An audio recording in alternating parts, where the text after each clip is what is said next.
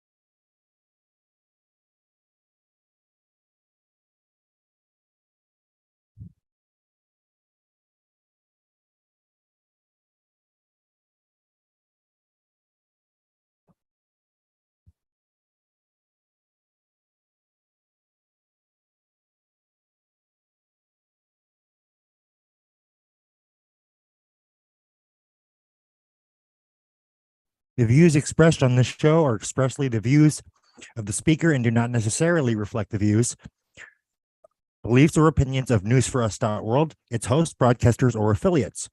Remember, folks, always use your own discernment when viewing. We encourage our viewers to think for themselves. Sorry about the little hiccup there, folks. During the countdown, I had some technical difficulties, but got it running. So, I have a very special report for you guys today. Twitter files, an in-depth analysis, part 1. So we're going to cover that. It's going to be a two-parter. We're going to continue the Biden laptop report episode for tips, techniques, and survival traits next week at 2:00 p.m. PST.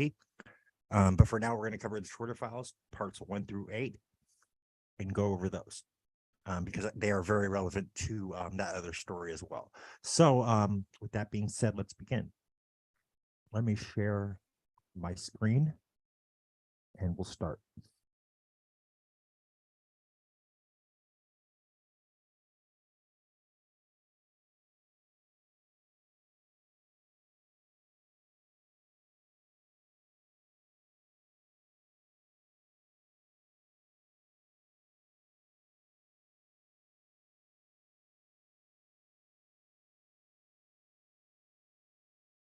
Twitter Files, an in-depth analysis, Part 1. Hits. 9. Twitter Files, an in-depth analysis, Part 1. Twitter Files, an in-depth analysis, Part 1, by Stephen Phillips, 3:14 p.m. PST. December 24, 2022. The Twitter Files, an in-depth analysis, Part 1. Header image. The Twitter Files background history. In order to fully grasp the significance of the chain of events that led up to Elon Musk's purchasing of Twitter on October 27, 2022, and subsequently the release of the Twitter files on December 2, 2022, we need to understand the context which led up to this point. For the sake of time and for a good thorough rundown of the events that led up to the Twitter files drops, we are going to reference an article by ABC News titled, A Timeline of Elon Musk's Tumultuous Twitter Acquisition, published on November 11, 2022. ABC News titled, A Timeline of Elon Musk's Tumultuous Twitter Acquisition, published on November 11, 2022. Screenshot from the web. The richest person in the world said he wanted to own one of the most popular social media platforms, until he said he didn't. In early October, he reversed course again, saying he wanted to complete the deal. On October 28, he finally did. Tesla's CEO Elon Musk completed the deal to acquire Twitter at his original offer price of $54.20 a share at a total cost of roughly $44 billion. In the ensuing days, Musk fired top executives, laid off half of the company's staff, formed a content moderation council that will review account reinstatements and revamp the platform's subscription service. ABC News titled, A Timeline of Elon Musk's Tumultuous Twitter Acquisition, published on November 11, 2022. The changes at Twitter mark the latest chapter in a months-long saga that began in January when Musk started investing in the social media company.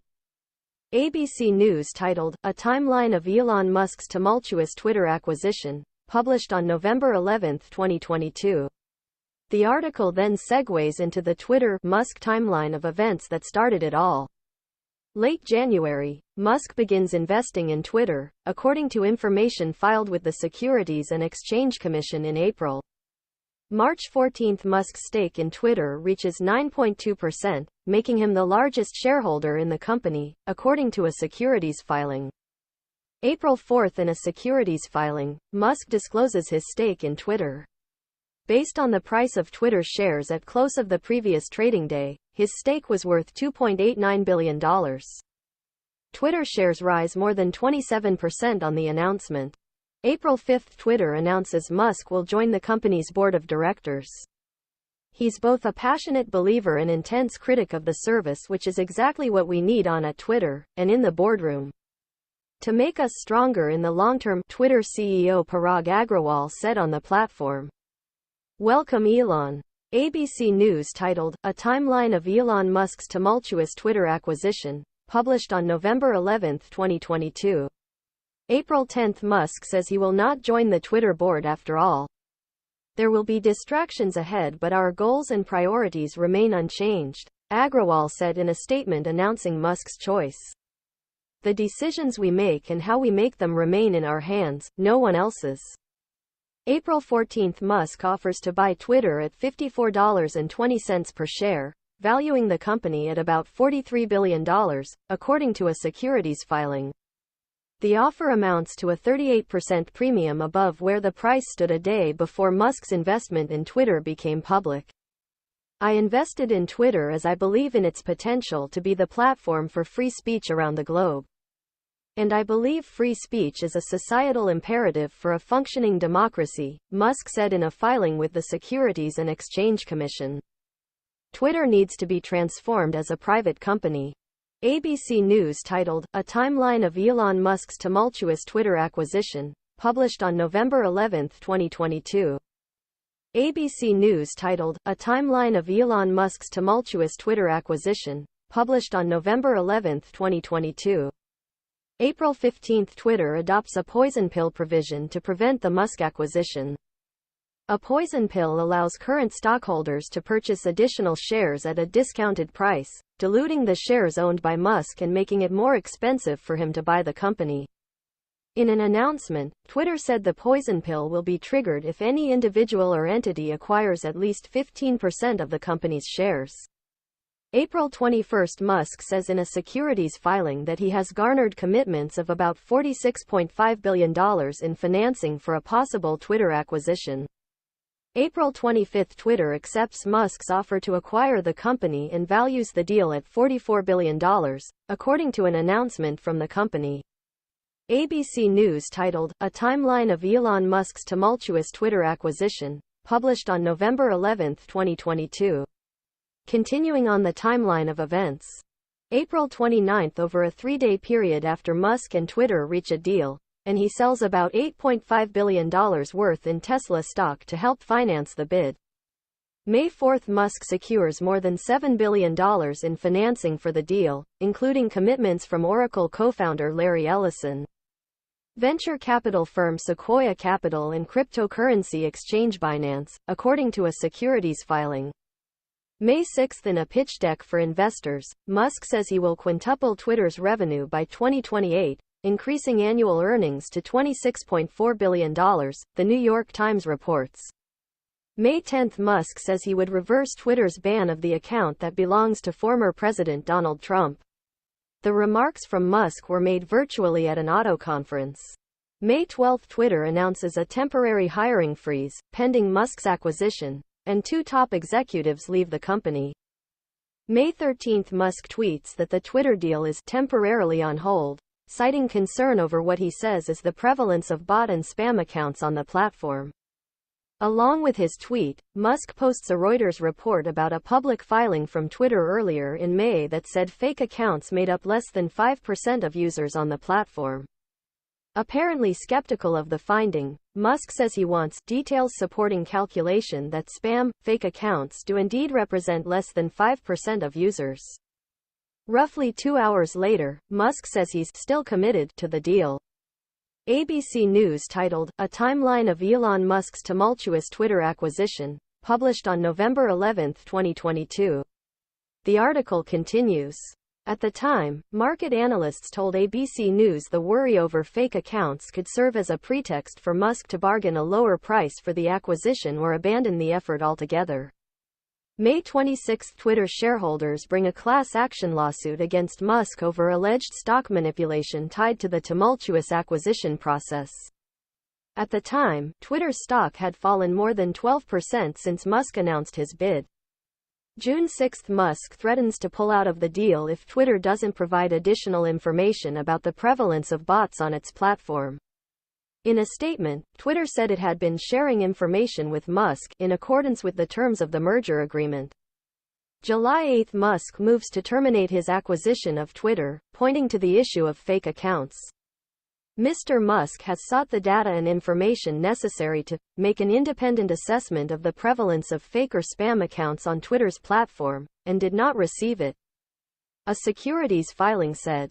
In an email undisclosed in a securities filing on Sunday, an attorney representing Twitter rejected Musk's effort to abandon the acquisition. The purported termination is invalid, the attorney wrote, arguing that Musk had, knowingly, intentionally, willfully, and materially breached the agreement. As it has done, Twitter will continue to provide information reasonably requested by Mr. Musk under the agreement, the attorneys added. July 12, Twitter sues Musk in Chancery Court in Delaware to force him to complete the deal. Musk refuses to honor his obligations to Twitter and its stockholders because the deal he signed no longer serves his personal interests, Twitter said in the lawsuit.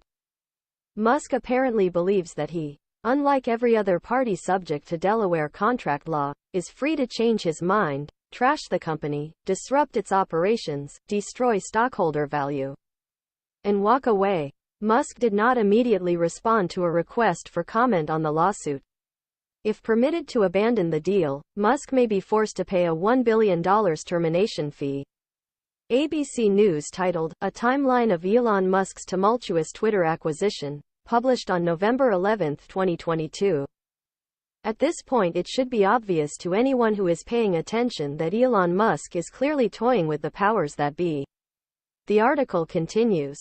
July 19, a Delaware court determines that the trial in a lawsuit brought by Twitter against Elon Musk should take place in October, granting an expedited timeline for the case.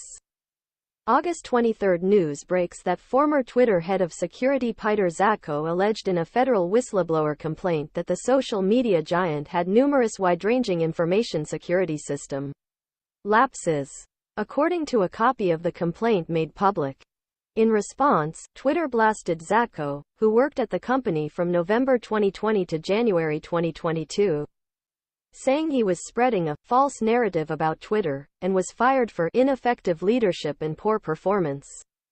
October 4, Musk proposes the completion of a deal to acquire Twitter, reversing a months-long effort to terminate the agreement. The proposal would complete the deal at Musk's original offer price of $54.20 a share at a total cost of roughly $44 billion, a person familiar with the proposal told ABC News. ABC News titled, "A Timeline of Elon Musk's Tumultuous Twitter Acquisition," published on November 11, 2022. And finally the monumental and historic acquisition of Twitter into the hands of Musk.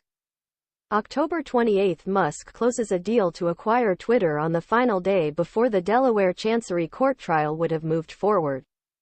Some of Twitter's top executives were fired, including CEO Parag Agrawal, Chief Financial Officer Ned Siegel, Chief Legal Officer Vijaya Gadde and General Counsel Sam Edgett, according to a source. Musk said that he will forego any significant content moderation or account reinstatement decisions until after the formation of a new committee devoted to the issues. Twitter will be forming a content moderation council with widely diverse viewpoints, Musk tweeted. No major content decisions or account reinstatements will happen before that council convenes. November 4, Twitter begins layoffs that will cut roughly half of its 7,500-person workforce, the company announced in an email. Today is your last working day at the company, the email said, which ABC News has reviewed. The subject line read, "Your role at Twitter," and was sent to the personal email addresses of those laid off. ABC News titled, "A Timeline of Elon Musk's Tumultuous Twitter Acquisition," published on November 11, 2022. ABC News titled, "A Timeline of Elon Musk's Tumultuous Twitter Acquisition," published on November 11, 2022. The remainder of this article will cover the first 8 Twitter file drops, which began December 2, 2022. The most recent being Part 8, which was released on December 20, 2022 at 12:02 p.m. on December 2, 2022. The first, in what would become a series of file drops, known as the Twitter files, began with Part 1 revealed by Matt Taibbi through his Twitter account. Thread, The Twitter Files Part 1. Part 1 Screenshot from the web. Part 2. Twitter's Secret Blacklists. Part 2. Okay, so we are going to go and look at these on Twitter itself and do the screen reader and go over each part, folks. So let's where are we here? There we go.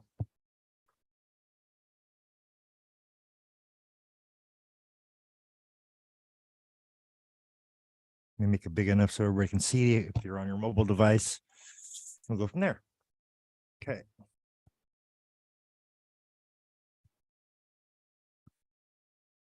One, thread, the Twitter files.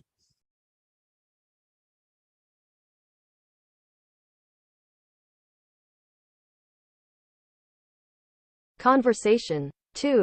Conversation 2. What you're about to read is the first installment in a series, based upon thousands of internal documents obtained by sources at Twitter. 3. The Twitter files tell an incredible story from inside one of the world's largest and most influential social media platforms. It is a Frankensteinian tale of a human-built mechanism grown out the control of its designer. 4. Twitter in its conception was a brilliant tool for enabling instant mass communication, making a true real-time global conversation possible for the first time. 5. In an early conception, Twitter more than lived up to its mission statement, giving people the power to create and share ideas and information instantly, without barriers. 6. As time progressed, however, the company was slowly forced to add those barriers. Some of the first tools for controlling speech were designed to combat the likes of spam and financial fraudsters. 7. Slowly, over time, Twitter staff and executives began to find more and more uses for these tools. Outsiders began petitioning the company to manipulate speech as well. First a little, then more often, then constantly. 8. By 2020, requests from connected actors to delete tweets were routine. One executive would write to another, more to review from the Biden team. The reply would come back, handled. 9. So I'm going to just have it show this for a minute. You can go ahead and take a look at it, folks, for a few seconds. I'm going to probably put it up for like 20 seconds. So then we'll move on to the next part, part 9 of Twitter Files, part 1 by Matt Taibbi.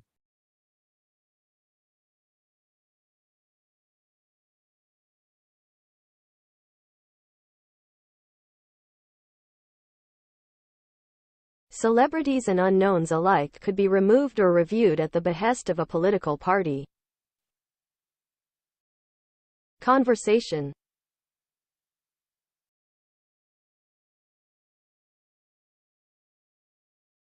(11) This system. 10. Both parties had access to these tools. For instance, in 2020, requests from both the Trump White House and the Biden campaign were received and honored. However, 11. This system wasn't balanced. It was based on contacts. Because Twitter was and is overwhelmingly staffed by people of one political orientation, there were more channels, more ways to complain, open to the left, well, Democrats, than the right. 12. The resulting slant in content moderation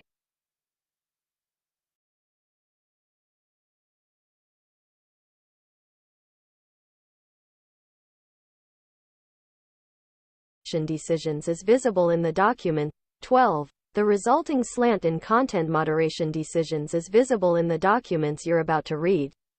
However, it's also the assessment of multiple current and former high-level executives. Okay, there was more throat clearing about the process, but screw it, let's jump forward. 16. The Twitter Files, Part 1. How and why Twitter blocked the Hunter Biden laptop story.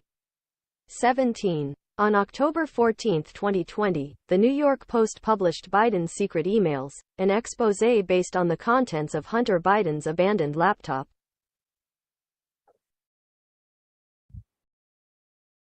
18.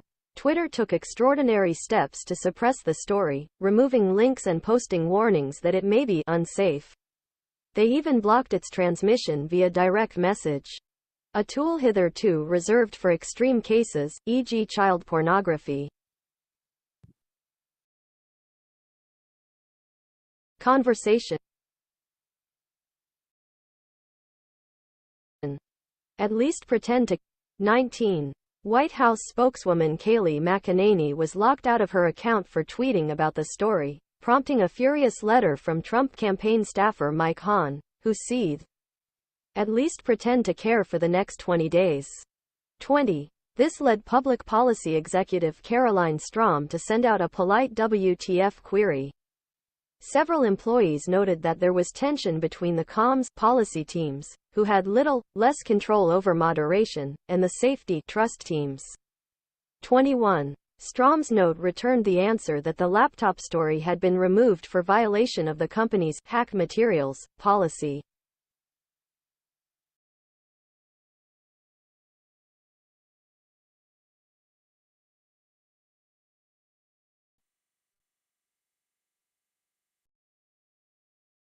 Conversation. 19. White House spokeswoman Kayleigh McEnany. 21. Strom. 22. Although several sources recalled hearing about a general warning from federal law enforcement that some are about possible foreign hacks, there's no evidence that I've seen of any government involvement in the laptop story. In fact, that might have been the problem. 23. The decision was made at the highest levels of the company, but without the knowledge of CEO Jack Dorsey, with former head of legal, policy and trust Vijaya Gadde playing a key role. 24. They just freelanced it, is how one former employee characterized the decision. Hacking was the excuse, but within a few hours, pretty much everyone realized that wasn't going to hold. But no one had the guts to reverse it. Can see the confusion in the following lengthy exchange, which ends up including Gadde and former Trust and Safety Chief Yoel Roth. Comms official Trenton Kennedy writes, "I'm struggling to understand the policy basis for marking this as unsafe." 26. By this point, everyone knew this was fucked, said one former employee, but the response was essentially to err on the side of continuing to err. 27. Former VP of Global Comms Brandon Borman asks, "Can we truthfully claim that this is part of the policy?"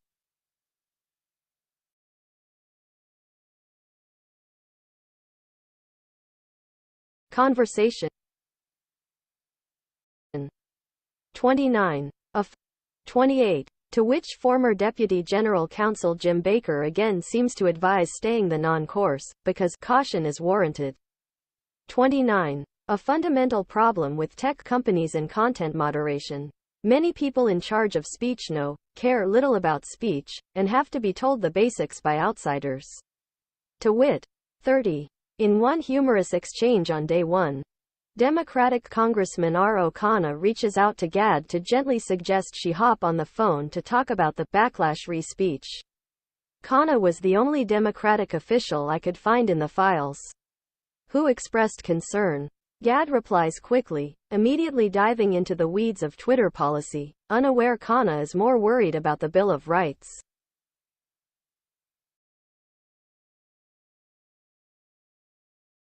Conversation. 28. To which former deputy. 32. Khanna tries to reroute the conversation to the First Amendment, mention of which is generally hard to find in the files.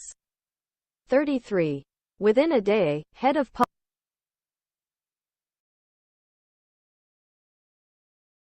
public policy Lauren.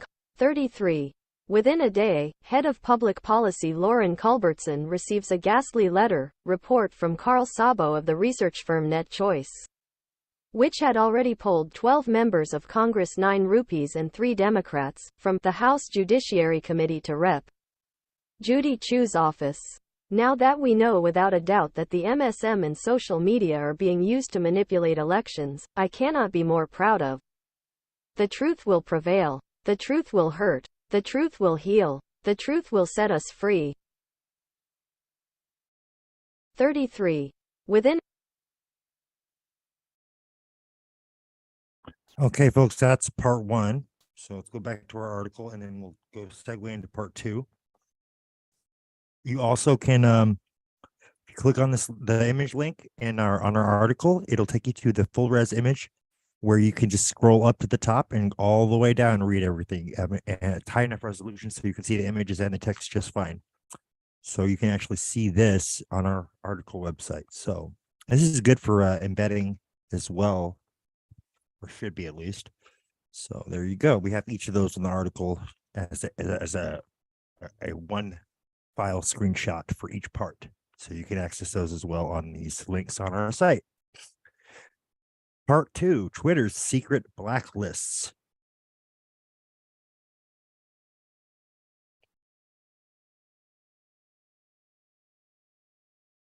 Today, head of public policy. Conversation. Investigation reveals that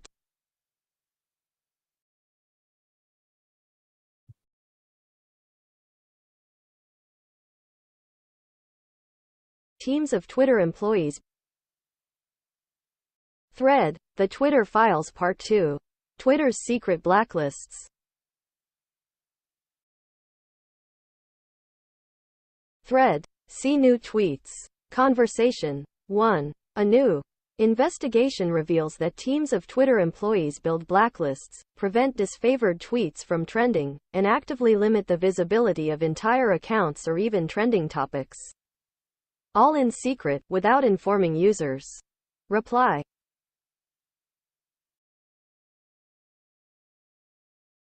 Conversation. 81.5K. 3. Take, for all right, I'm just going to read this myself because it's going to fuck it up if I try to do the screen reader. Okay. 3. Take, for example, Stanford's Dr. Jay Bhattacharya, who argued that COVID lockdowns would harm children. Twitter secretly placed him on a trends blacklist, which prevented his tweets from trending. And there's the evidence, folks, from the back end. 4. Or consider the popular right-wing talk show host Dan Bongino, who at one point was slapped with a search blacklist. Here's the back end screenshot proof for you guys. What the admins see on Twitter that run Twitter, basically, from that time. 5. Twitter set the account of conservative activist Charlie Kirk to do not amplify. Here's proof of that from the back end. 6. Twitter denied that it does such things. In 2018, Twitter's Vijaya Gadde, then head of legal policy and trust, and Kavan Kapoor, head of product, said, "We do not shadow ban." They added, and we certainly don't shadow ban based on political viewpoints or ideology. Guess what, folks? They were lying.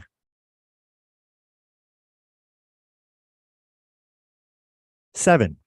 What many people call shadow banning, Twitter executives and employees call visibility filtering, or VF.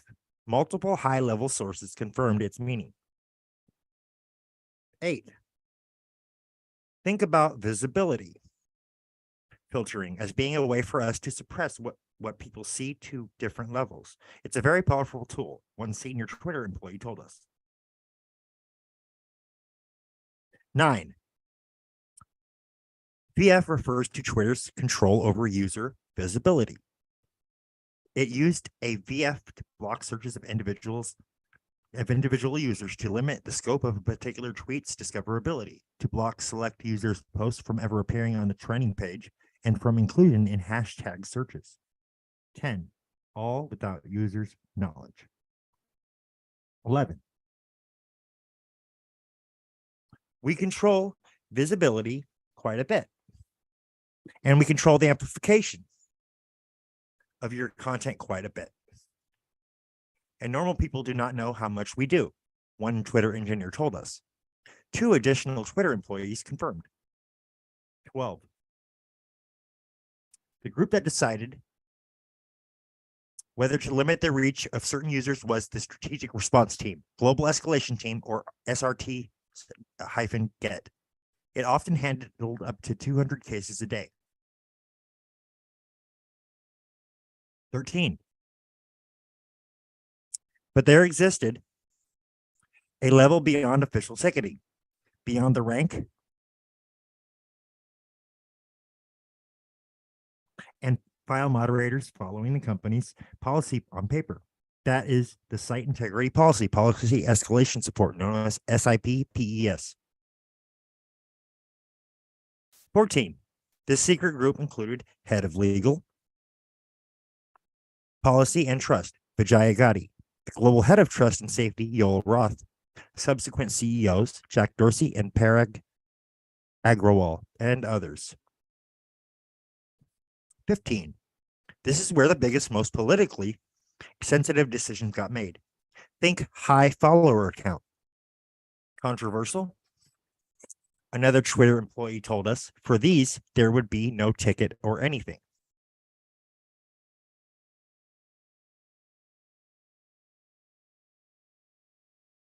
"16. One of the accounts that rose to this level of scrutiny was Libs of TikTok, an account that was on the Trends blacklist and was designated as do not take action on user without consulting with SIPPES.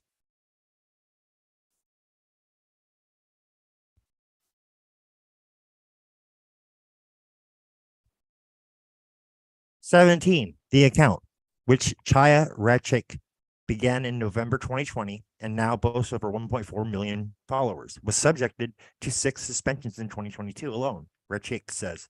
Each time Rachik was blocked from posting for as long as a week. Twitter repeatedly informed Rachik that she had been suspended for violating Twitter's policy against hateful conduct.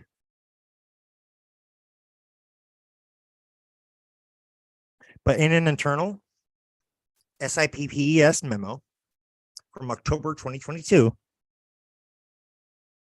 after her 7th suspension, the committee acknowledged that LTT has not directly engaged in behavior violative of the hateful conduct policy. See here. Okay, so they admit that person didn't. Okay, they're hypocrites and they're criminals. Interesting. This gets far, far more interesting though, folks. Check it out. 20. The committee justified her suspensions internally by claiming her posts encouraged online harassment of hospitals and medical providers by insinuating that gender-affirming healthcare is equivalent to child abuse or grooming. 21. Compare this to what happened when Rachik herself was doxxed on November 21st, 2022. A photo of her home with her address was posted in a tweet that has garnered more than 10,000 likes. 22. When Rachik told Twitter that her address had been disseminated, she says Twitter support responded with this message. We reviewed the reported content and didn't find it to be in violation of the Twitter rules. No action was taken. The doxing tweet is still up. Wow. 23. In internal Slack messages, Twitter employees spoke of using technicalities to restrict the visibility of tweets and subjects. Here's Yoel Roth, Twitter's then global head of trust and safety, in a direct message to a colleague in early 2021.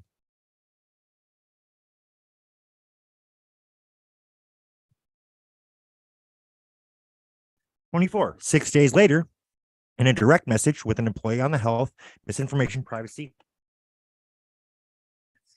and identity research team, Roth requested more research to support expanding non-removal policy interventions like disabling engagements and de-amplification / visibility filtering." Okay. And this is him right here. I'm just going to read this one, but you can get all of these links here from our article as well as others. And the links we have to the Twitter files themselves. Yoel Roth. "One of the biggest areas I'd love research support on is non-removal policy interventions like disabling engagements and de-amplification visibility filtering. The hypothesis underlying much of what we've implemented is that if exposure to example, misinformation directly causes harm, we should use remediations that reduce exposure, and limiting the spread / virality of content is a good way to do that. By reducing prevalence overall. We got Jack on board with implementing this for civic integrity in the near term, but we're going to need to make a more robust case to get this into our repertoire of policy remediations, especially for other policy domains. So I'd love research's point of view on that." 25. Roth wrote, the hypothesis underlying much of what we've implemented is that if exposure to misinformation, for example, directly causes harm, we should use remediations that reduce exposure, and limiting the spread / virality of content is a good way to do that. 26.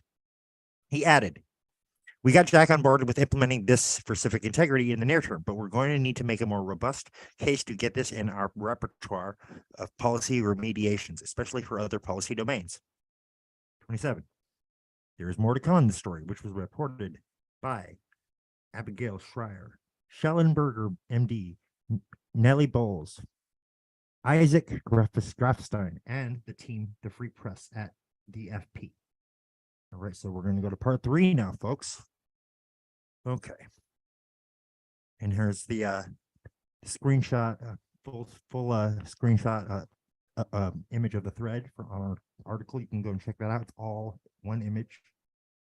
Okay. Part 3, the removal of Donald Trump. Part 1, October 2020 through January 6th.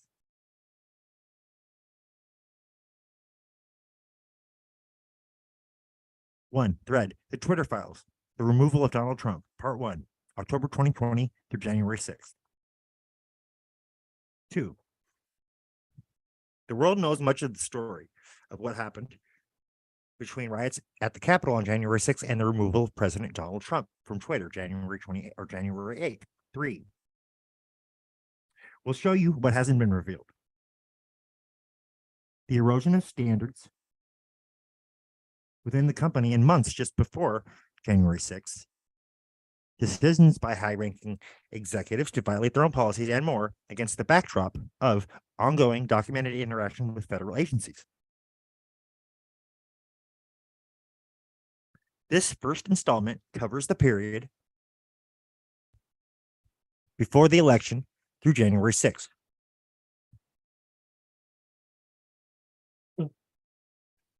Excuse me. Tomorrow, Schellenberger, MD, will detail the chaos inside Twitter on January 7th. On Sunday, Barry Weiss will reveal the secret internal communications from the key date of January 8th. And that's referring to parts 4 and 5, I believe. Whatever your opinion on the discussion, on the decision to remove Trump that day, the internal communications at Twitter between January 6th through January 8th have clear historical import. Even Twitter's employees understood in the moment it was a landmark moment in the annals of speech.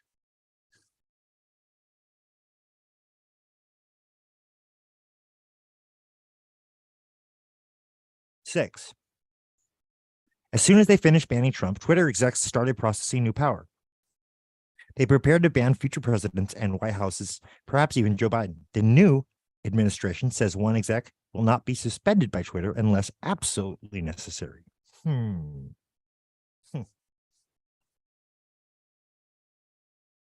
7, Twitter executives removed Trump, in part over what one executive called the context surrounding actions by Trump and supporters over the course of the election and, frankly, last 4+ years. In the end, they looked at a broad picture, but that approach can cut both ways. 8, the bulk of the internal debate leading to Trump's ban took place in those 3 days of January. However, the intellectual framework was laid in for the months preceding the Capitol riots. I'm going to do that in quotes because it's not really what they were, folks, and I'll explain why a little bit later. There's a couple things that most people aren't aware of, but we're going to reveal it in weeks to come. 9, before January 6th, Twitter was a unique mix of automated rules-based enforcement and more subjective moderation by senior executives. As Barry Weiss reported, the firm had a vast array of tools for manipulating visibility, most all of which were thrown at Trump and others pre-January 6th. 10, as the election approached, senior executives, perhaps understanding or perhaps under pressure from federal agencies with whom they met more as time progressed, increasingly struggled with rules and began to speak of VOs as pretext to do what they'd likely have done anyway. 11, after January 6th, internal slacks show Twitter executives getting a kick out of intensified relationships with federal agencies.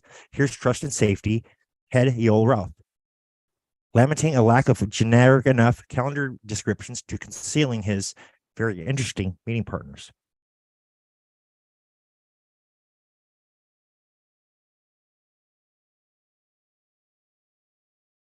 12, these initial reports are based on searches for docs like links to prominent executives whose names are already public. They include Roth, former Trust and Policy Chief Vijay Gadde, and recently Plank Walked Deputy General Counsel and former top FBI lawyer Jim Baker. 13. One particular Slack channel offers a unique window into the evolving thinking of top officials in late 2020 and early 2021. 14. On October 8th, 2020, executives opened a channel called US 2020 _XFN _enforcement. Through January 6th, this would become home for discussions about election-related removals, especially ones that involved high-profile accounts, often called VITs or very important tweeters.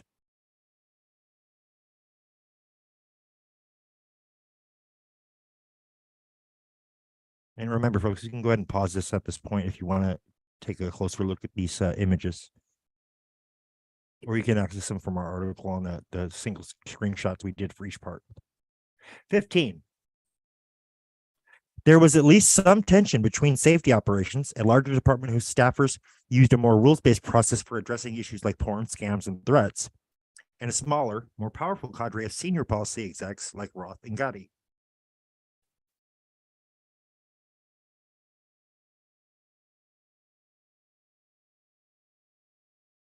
16. The latter group were a high-speed Supreme Court of moderation, issuing content rulings on the fly, often in minutes and based on guesses, gut calls, and even Google searches, even in cases involving the president.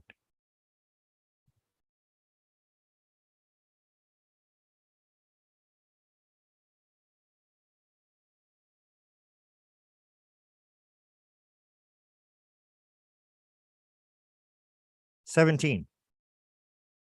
During this time, executives were also clearly liaisoning with federal enforcement and intelligence agencies about moderation of election-related content. While we're still at the start of reviewing the Twitter files, we're finding out more about these interactions every day. 18.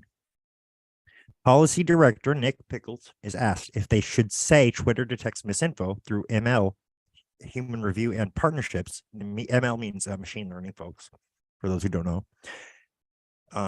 Reference episode 2 of Tips, Techniques, and Survival Traits called Online Censorship. We touched on that a bit on that episode. So it's a good background on what machine learning is, folks.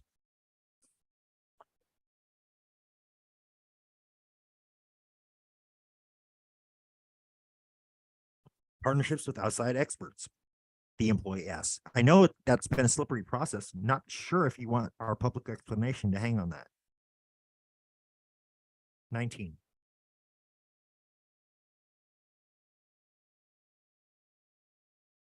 Pickles quickly asks if they could just say partnerships. After a pause, he says, not sure we describe the FBI at DHS as experts.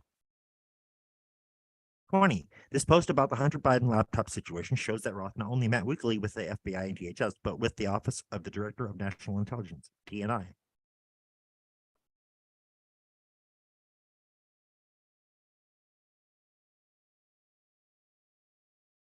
21. Roth's report to FBI, DHS, DNI is almost farcical in its self-flagellating tone. We blocked the NYP story, then unblocked it, and then in parentheses, but said the opposite. Tom's is angry. Reporters think we're idiots. You are idiots, motherfuckers. Didn't even do your freaking due diligence. What a fucking bunch of fucktards. Excuse my language, folks, but who the fuck do these motherfucking kids think they are?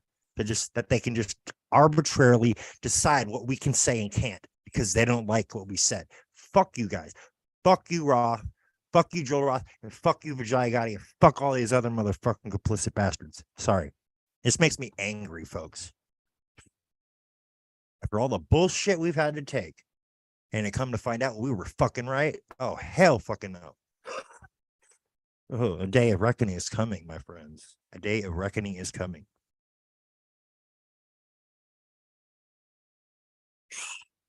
23. Some of Roth's later slacks indicate his weekly confabs with federal law enforcement involved in separate meetings.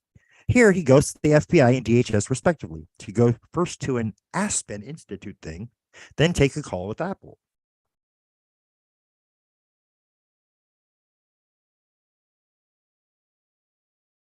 24.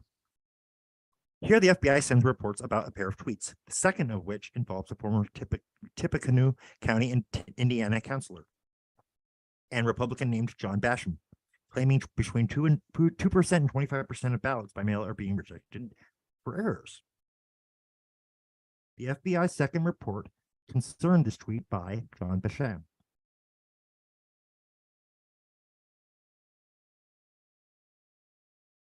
'25.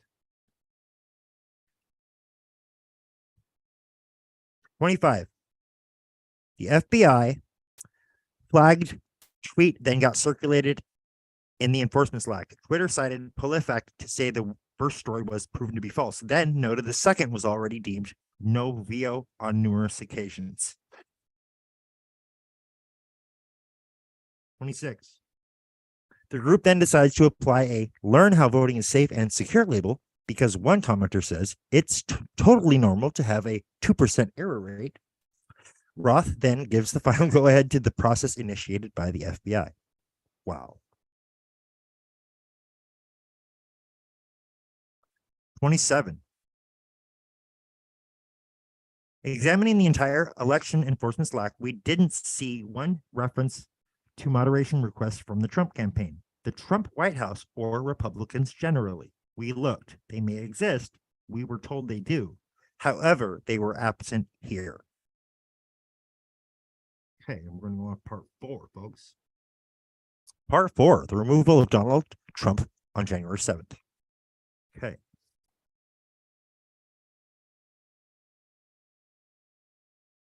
Twitter files, part 4, the removal of Donald Trump, January 7th. As the pressure builds, Twitter executives build the case for a permanent ban.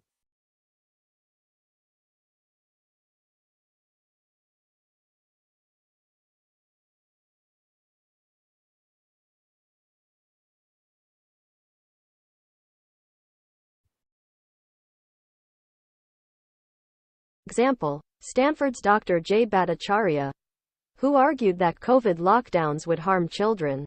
Twitter secretly placed him on a trends black. Yeah, that didn't work. Oh, well, I'll just read it. On January 7th, senior Twitter execs create justifications to ban Trump, seek a change of policy for Trump alone, distinct from other political leaders.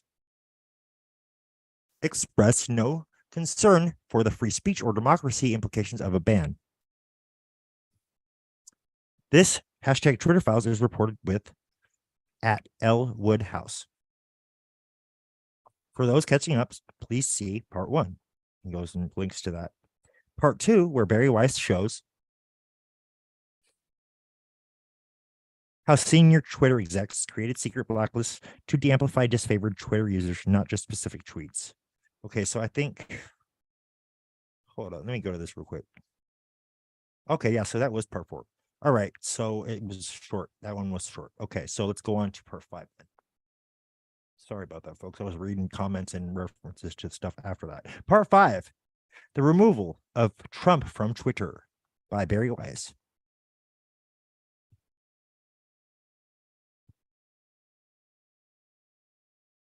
Thread, the Twitter files, part 5, the removal of Trump from Twitter.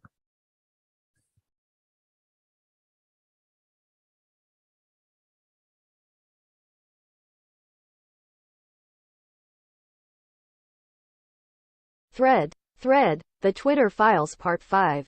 The removal of Trump from Twitter. 1. On the morning of January 8, President Donald Trump, with one remaining strike before being at risk of permanent suspension from Twitter, tweets twice. 2. 6:46 a.m. The 75 million great American patriots who voted for me, America First, and Make America Great Again, will have a giant voice long into the future. They will not be disrespected or treated unfairly in any way, shape or form. 3. 7:44 a.m. To all of those who have asked, I will not be going to the inauguration on January 20th. 4. For years, Twitter had resisted calls both internal and external to ban Trump on the grounds that blocking a world leader from the platform or removing their controversial tweets would hide important information that people should be able to see and debate. 5. Our mission is to provide a forum that enables people to be informed and to engage their leaders directly, the company wrote in 2019. Twitter's aim was to protect the public's right to hear from their leaders and to hold them to account.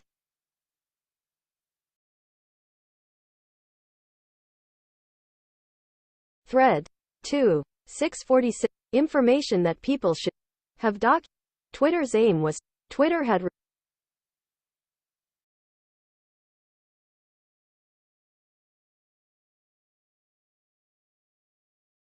Thread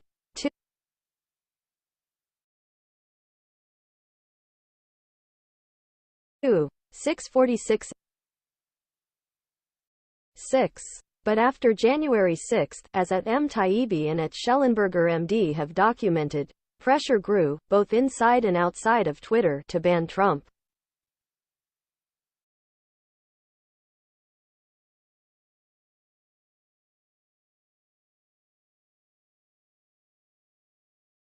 Seven. There were dissenters inside Twitter. Maybe because I am from China, said one employee on January 7. I deeply understand how censorship can destroy the public conversation. Image 8. But voices like that one appear to have been a distinct minority within the company.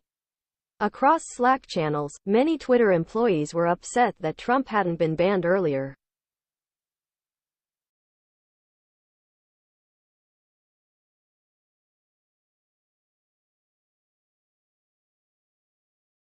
Nine. After January 6, Twitter employees organized to demand their employer ban Trump. There is a lot of employee advocacy happening, said one Twitter employee.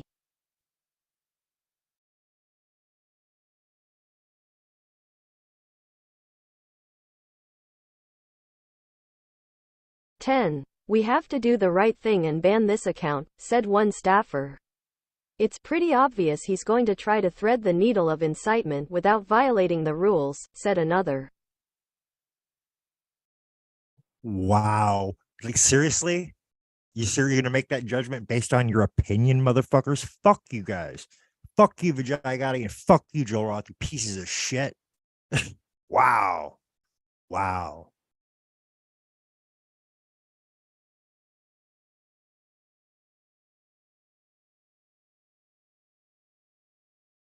"11. In the early afternoon of January 8, The Washington Post published an open letter signed by over 300 Twitter employees to CEO Jack Dorsey demanding Trump's ban.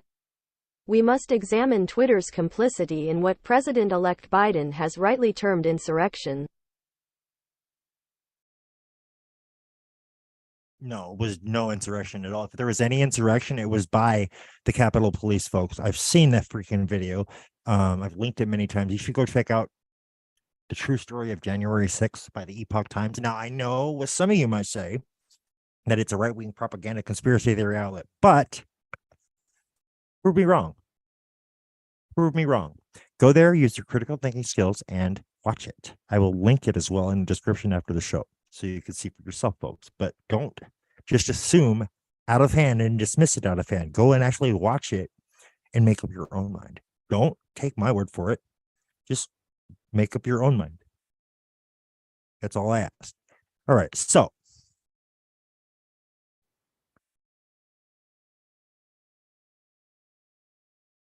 $12. 12. But the Twitter staff assigned to evaluate tweets quickly concluded that Trump had not violated Twitter's policies. "I think we'd have a hard time saying this is incitement," wrote one staffer. 13. It's pretty clear he's saying the American patriots are the ones who voted for him and not the terrorists. We can call them that, right? From Wednesday.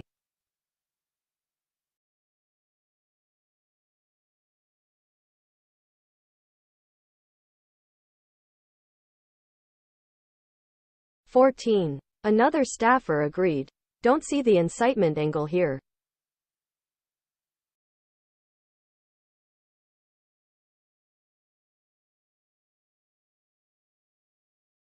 15. I also am not seeing clear or coded incitement in the DJT tweet, wrote Anika Navaroli, a Twitter policy official. "I'll respond in the elections channel and say that our team has assessed and found no violations for the DJT one."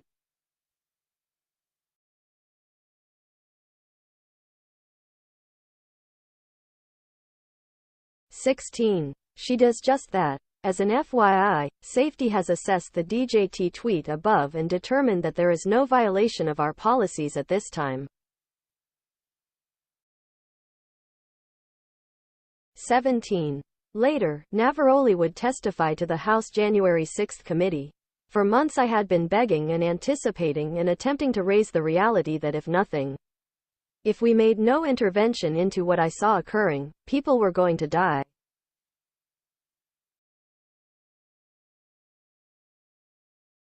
18. Next, Twitter's safety team decides that Trump's 7:44 a.m. Eastern Time tweet is also not in violation. They are unequivocal. It's a clear no VO. It's just to say he's not attending the inauguration.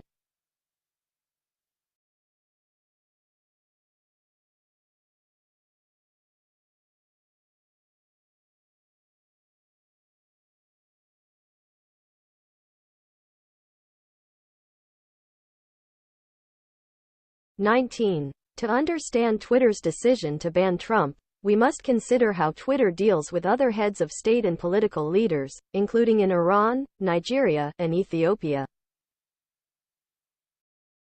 20. In June 2018, Iran's Ayatollah Ali Khamenei tweeted, #Israel is a malignant cancerous tumor in the West Asian region that has to be removed and eradicated. It is possible and it will happen.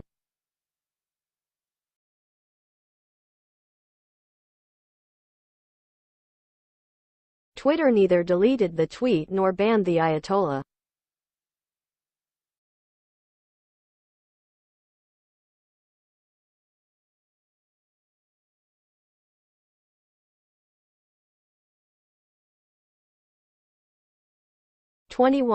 In October 2020, the former Malaysian Prime Minister said it was a right for Muslims to kill millions of French people.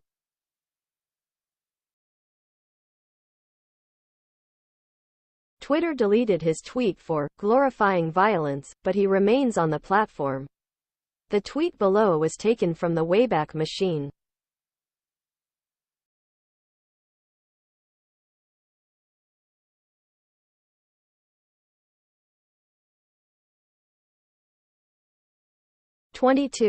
Muhammadu Buhari, the president of Nigeria, incited violence against pro-Biafra groups.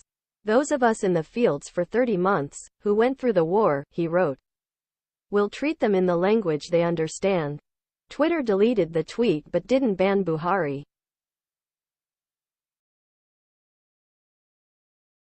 23. In October 2021, Twitter allowed Ethiopian Prime Minister Abiy Ahmed to call on citizens to take up arms against the Tigray region.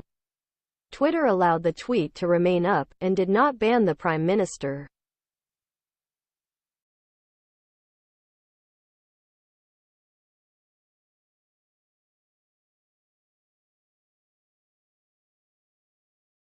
24. In early February 2021, Prime Minister Narendra Modi's government threatened to arrest Twitter employees in India and to incarcerate them for up to 7 years after they restored hundreds of accounts that had been critical of him. Twitter did not ban Modi.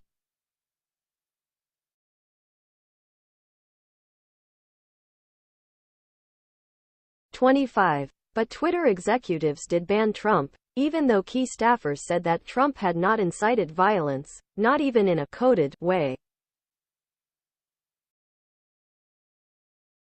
26. Less than 90 minutes after Twitter employees had determined that Trump's tweets were not in violation of Twitter policy, Vijaya Gadde, Twitter's head of legal, policy, and trust, asked whether it could, in fact, be coded incitement to further violence.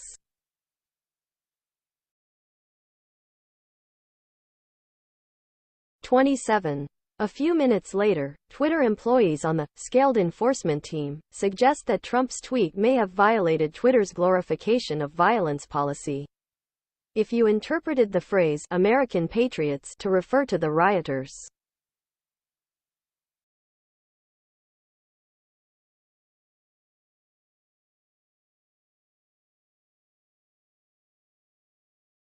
28. Things escalate from there. Members of that team came to view him as the leader of a terrorist group responsible for violence, deaths comparable to Christchurch shooter or Hitler, and on that basis and on the totality of his tweets, he should be deplatformed.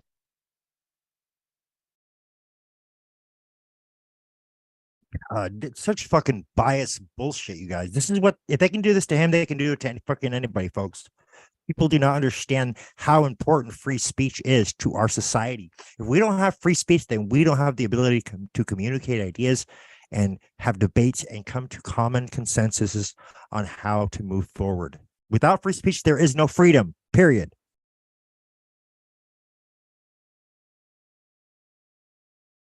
They don't even teach history, real history anymore, folks. I mean, geez, it's a crying shame that today's generation of educators, a lot of them don't even know some of the history. It's just, we're going to do another episode on that as well, and trying to educate people, folks, down the road. 29. 2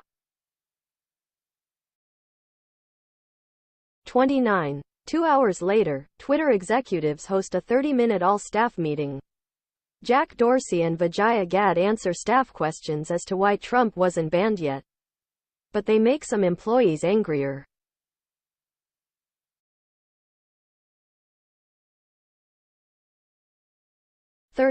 Multiple tweets. Twitter employees have quoted the banality of evil, suggesting that people implementing our policies are like Nazis following orders, relays Yoel Roth to a colleague.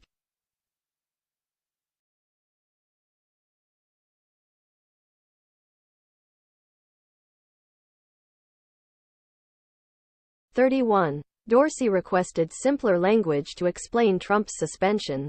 Roth wrote, "God help us, this makes me think he wants to share it publicly."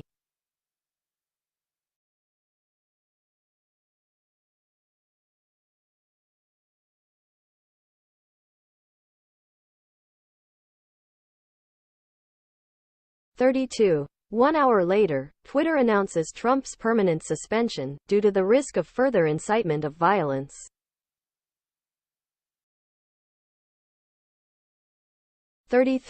Many at Twitter were ecstatic.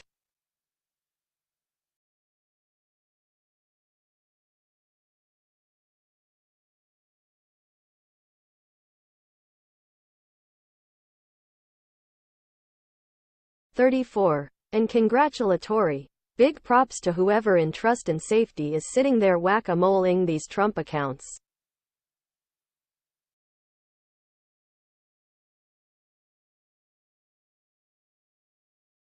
By the next day, employees expressed eagerness to tackle medical misinformation as soon as possible.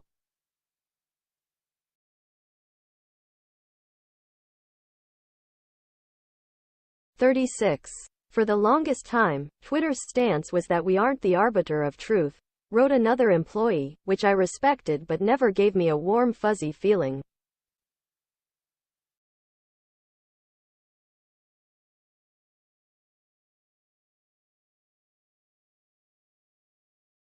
But Twitter's COO Parag Agrawal, who would later succeed Dorsey as CEO, told head of security Mudge Zacko, "I think a few of us should brainstorm the ripple effects of Trump's ban." Agrawal added, "Centralized content moderation (EMO) has reached a breaking point now."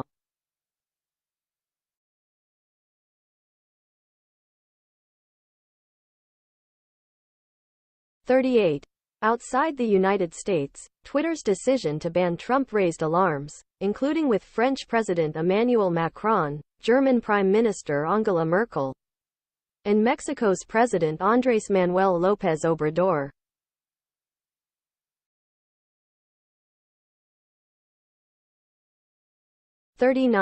Macron told an audience he didn't want to live in a democracy where the key decisions were made by private players. "I want it to be decided by a law voted by your representative, or by regulation, governance, democratically discussed and approved by democratic leaders."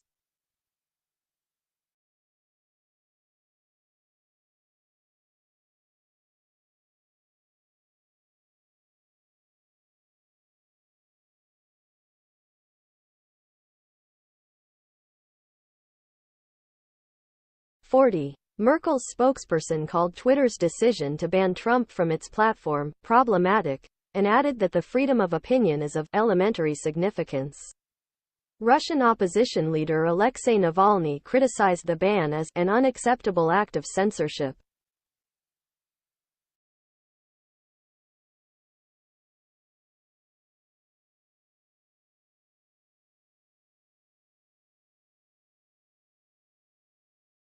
(41) Whether you agree with Navalny and Macron or the executives at Twitter, we hope this latest installment of #The Twitter Files gave you insight into that unprecedented decision. 42. From the outset, our goal in investigating this story was to discover and document the steps leading up to the banning of Trump and to put that choice into context.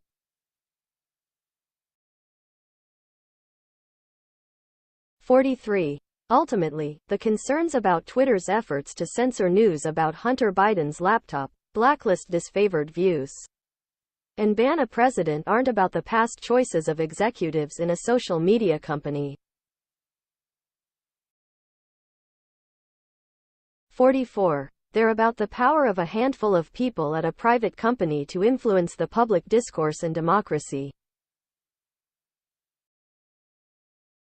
45. This was reported by @Schellenberger MD, @Isaac Grafstein, @Snoozy Weiss, @Olivia_Reingold, @Peter Savodnik, @Nellie Bowles.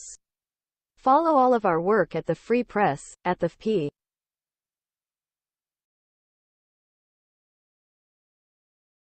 46.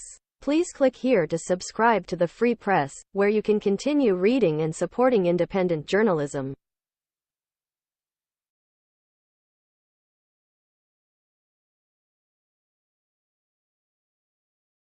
All right, folks, and we're going to do part 6 here in a moment. I'm going to take a 5-minute break and go use the restroom, and then we'll be right back.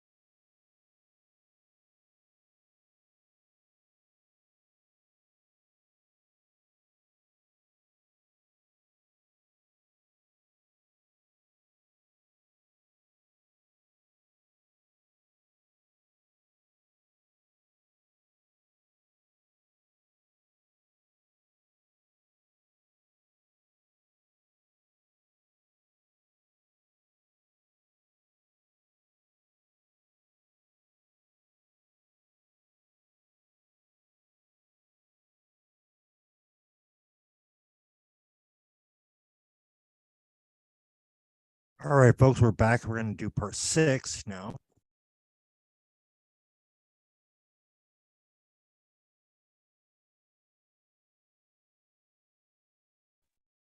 Part 6, Twitter, the FBI subsidiary.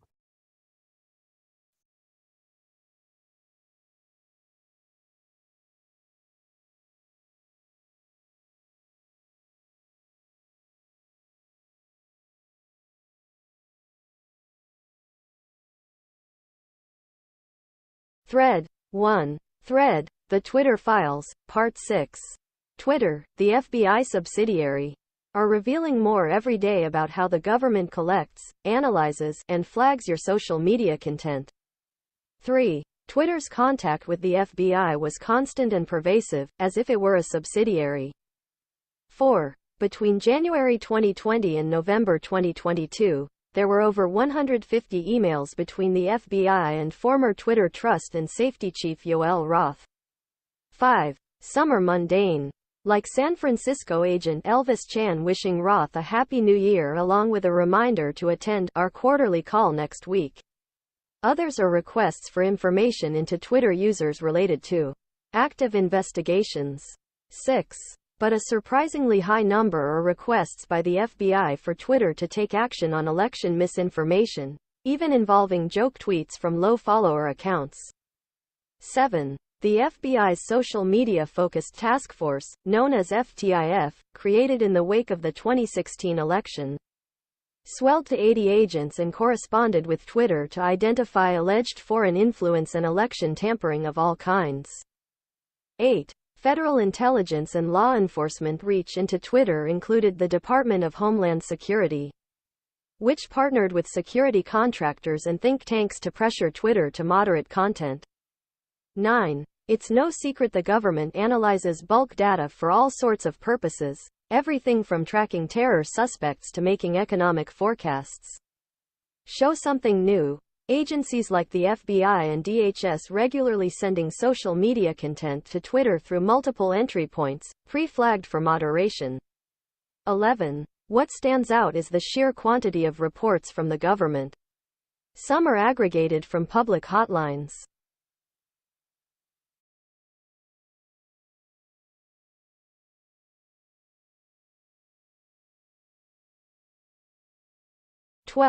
An unanswered question. Do agencies like FBI and DHS do in-house flagging work themselves, or farm it out? You have to prove to me that inside the fucking government you can do any kind of massive data or AI search, says one former intelligence officer.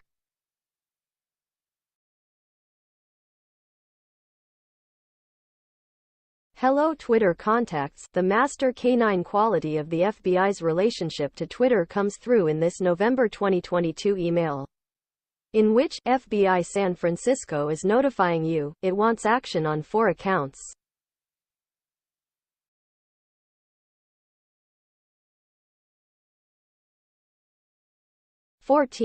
Twitter personnel in that case went on to look for reasons to suspend all 4 accounts, including at Froma, whose tweets are almost all jokes. See sample below. Including his civic misinformation of November 8.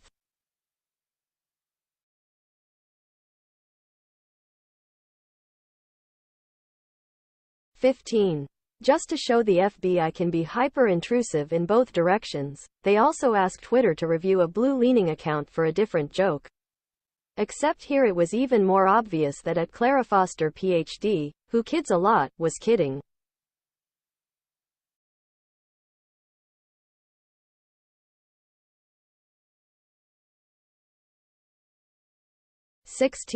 Anyone who cannot discern obvious satire from reality has no place making decisions for others or working for the feds, said at Claire Foster PhD, when told about the flagging.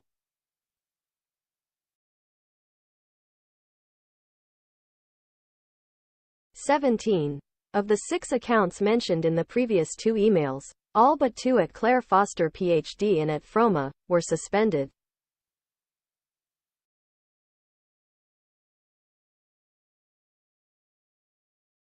In an internal email from November 5, 2022, the FBI's National Election Command Post, which compiles and sends on complaints, sent the SF field office a long list of accounts that may warrant additional action.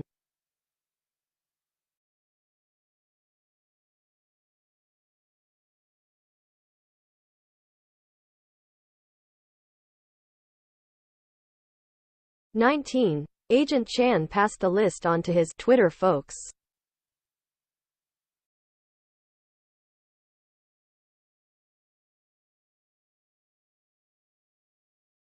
20. Twitter then replied with its list of actions taken. Note mercy shown to actor Billy Baldwin.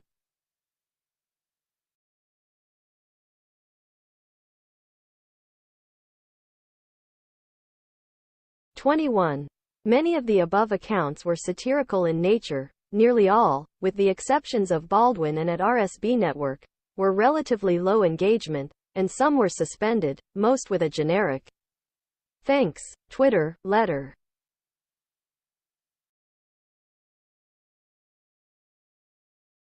22. When told of the FBI flagging, at Lexitola replied, "My thoughts initially include 1. Seems like prima facie 1A violation 2. Holy cow, me. An account with the reach of an amoeba 3. What else are they looking at?"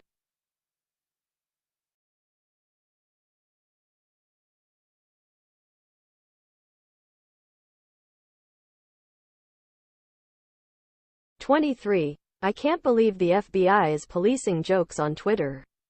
That's crazy, said at Tiberius 444. 24. In a letter to former Deputy General Counsel and former top FBI lawyer, Jim Baker on Sep. 16, 2022, legal exec Stacha Cardil outlines results from her, soon-to-be weekly, meeting with DHS, DOJ, FBI, and the Office of the Director of National Intelligence.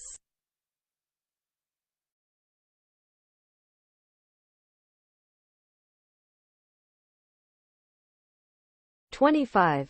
The Twitter exec writes she explicitly asked if there were impediments to the sharing of classified information with industry.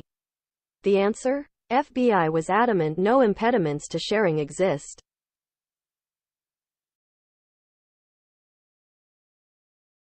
26. This passage underscores the unique one big happy family vibe between Twitter and the FBI.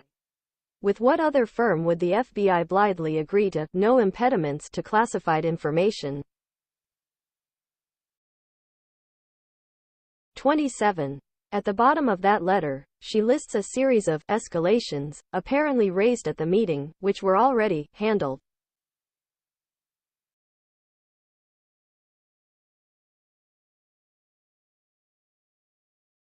28.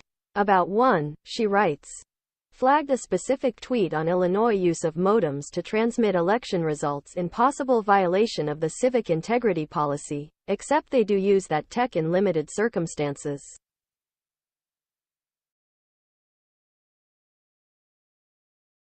29. Another internal letter from January 2021 shows Twitter execs processing an FBI list of possible violative content tweets.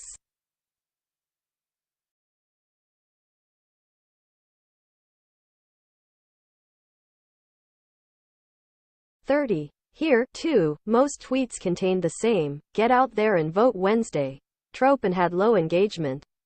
This is what the FBI spends its time on. Image.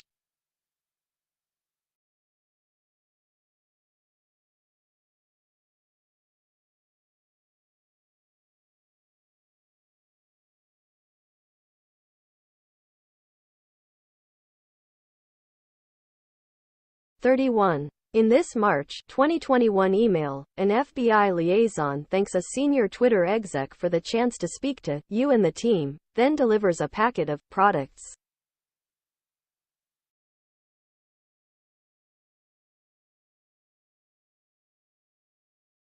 32. The executive circulates the products, which are really DHS bulletins stressing the need for greater collaboration between law enforcement and private sector partners.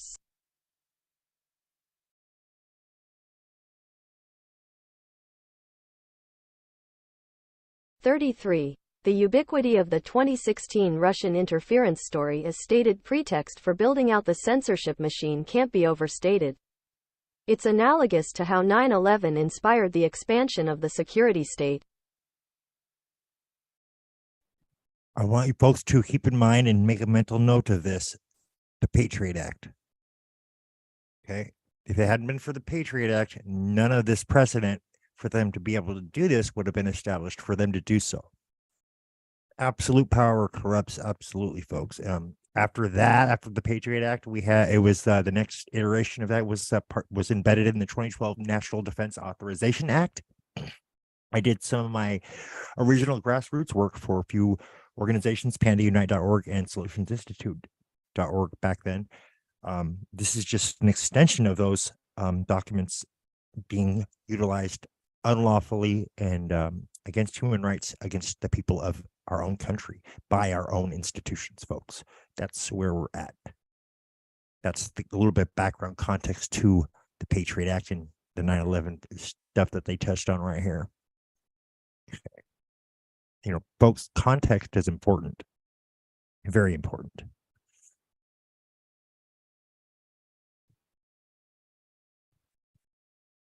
(34) While the DHS in its products bans permissive social media for offering operational advantages to Russians, it also explains that the domestic violent extremist threat requires addressing information gaps.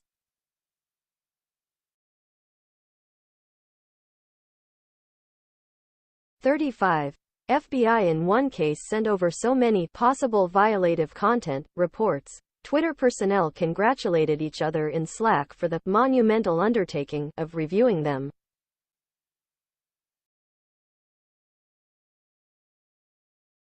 (36) There were multiple points of entry into Twitter for government-flagged reports. This letter from Agent Chan to Roth references Teleporter, a platform through which Twitter could receive reports from the FBI.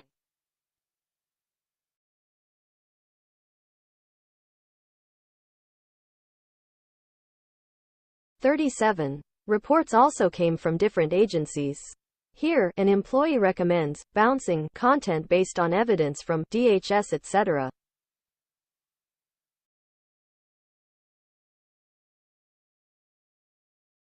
(38) State governments also flagged content.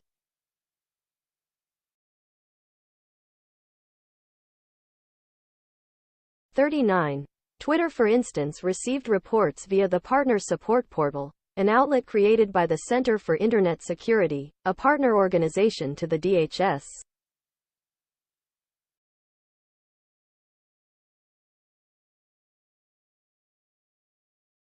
(40) Why was no action taken?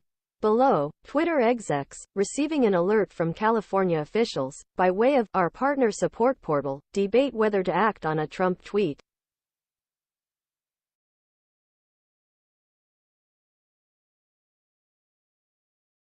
(41) Here, a video was reported by the Election Integrity Project, EIP, at Stanford, apparently on the strength of information from the Center for Internet Security, CIS.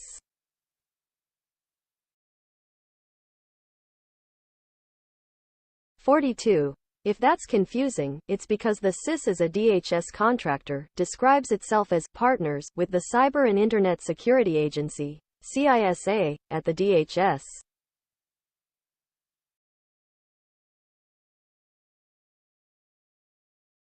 (43) The EIP is one of a series of government-affiliated think tanks that mass review content, a list that also includes the Atlantic Council's Digital Forensics Research Laboratory and the University of Washington's Center for Informed Policy.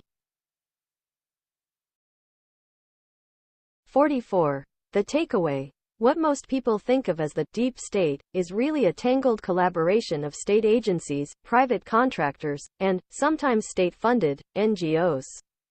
The lines become so blurred as to be meaningless.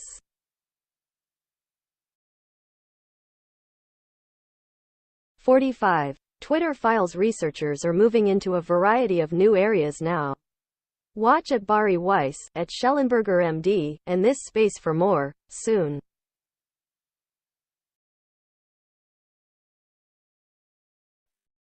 All right, you can view the actual screenshot of the entire thread from part 6 right here by clicking on the screenshot, folks. Let's go to part 7 and then part 8, and then we'll wrap it up. Part 7, the FBI and the Hunter Biden laptop.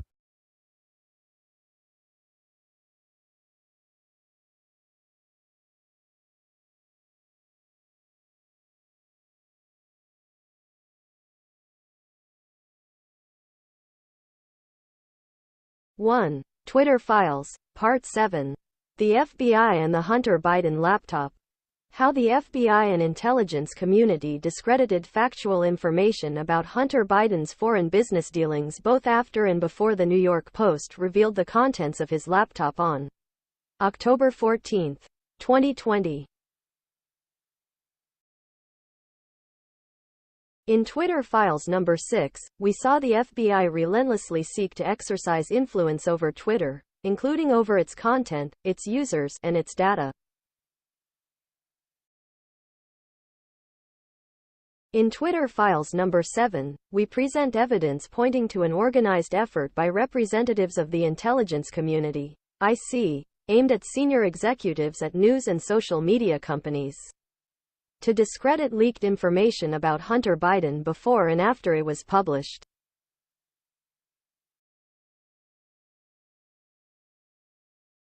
The story begins in December 2019 when a Delaware computer store owner named John Paul, J.P. Mac Isaac contacts the FBI about a laptop that Hunter Biden had left with him. On December 9, 2019, the FBI issues a subpoena for, and takes, Hunter Biden's laptop.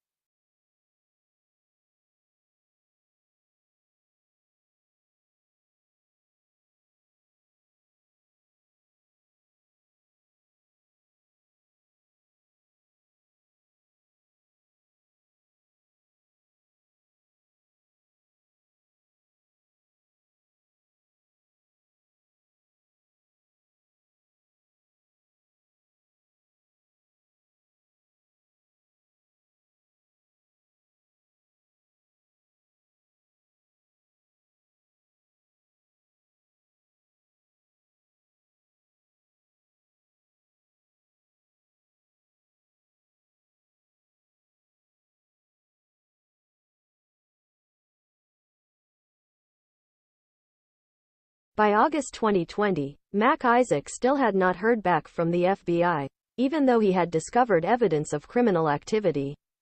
And so he emails Rudy Giuliani, who was under FBI surveillance at the time. In early October, Giuliani gives it to @NYPost.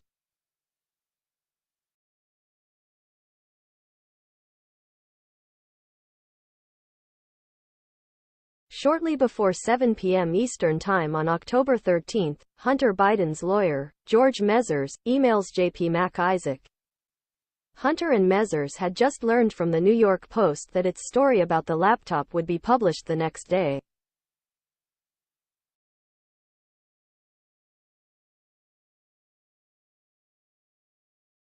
Sorry about that, folks. I was just making sure that YouTube hasn't banned us or flagged us yet. That's why I went to the other tab. 7. At 9:22 p.m. Eastern Time, 6:22 Pacific Time, FBI Special Agent Elvis Chan sends 10 documents to Twitter's then head of site integrity, Yoel Roth, through Teleporter, a one-way communications channel from the FBI to Twitter.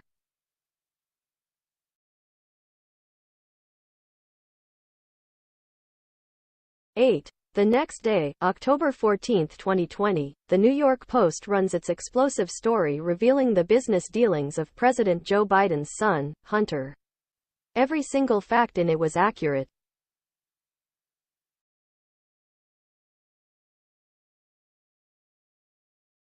Nine. And yet, within hours, Twitter and other social media companies censor the NY Post article, preventing it from spreading and, more importantly, undermining its credibility in the minds of many Americans.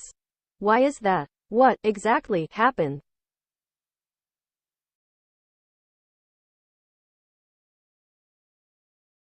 Ten. On December 2nd, Taibbi described the debate inside Twitter over its decision to censor a wholly accurate article. Since then, we have discovered new info that points to an organized effort by the Intel community to influence Twitter and other platforms.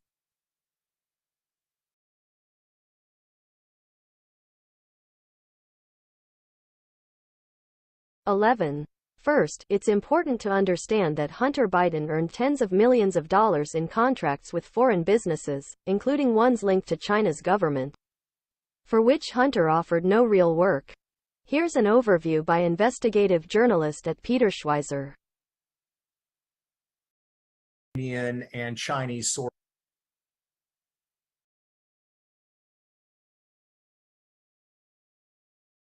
Well, what we know is that the Biden family has benefited from commercial deals overseas to the tune of tens of millions of dollars. That's not in dispute.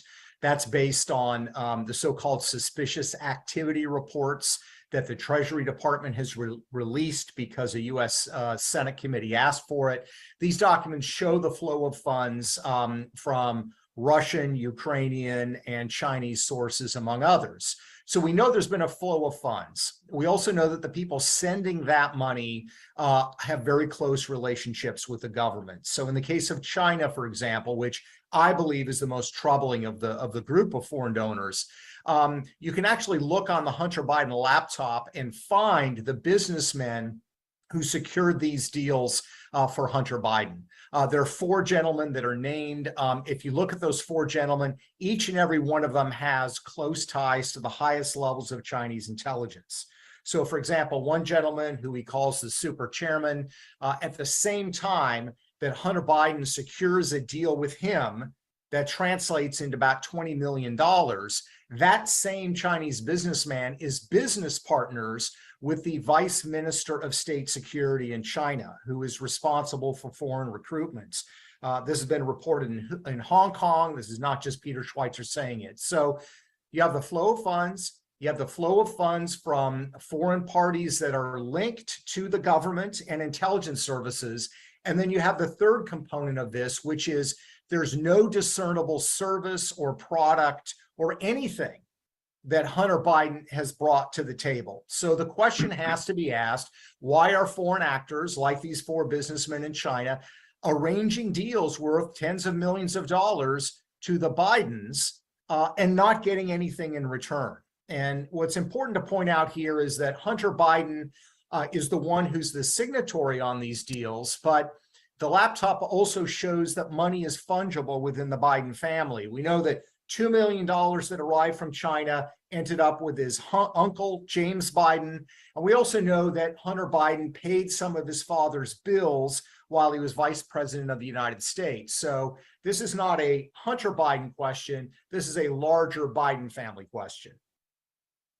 Now, one of the things that I hear from Democrats is that they say, well, you know, this is kind of common. And look, the Trump family had all sorts of business dealings with Russia. Is that true? So the Trump family does actually have some deals in China, although they kind of were unwinding.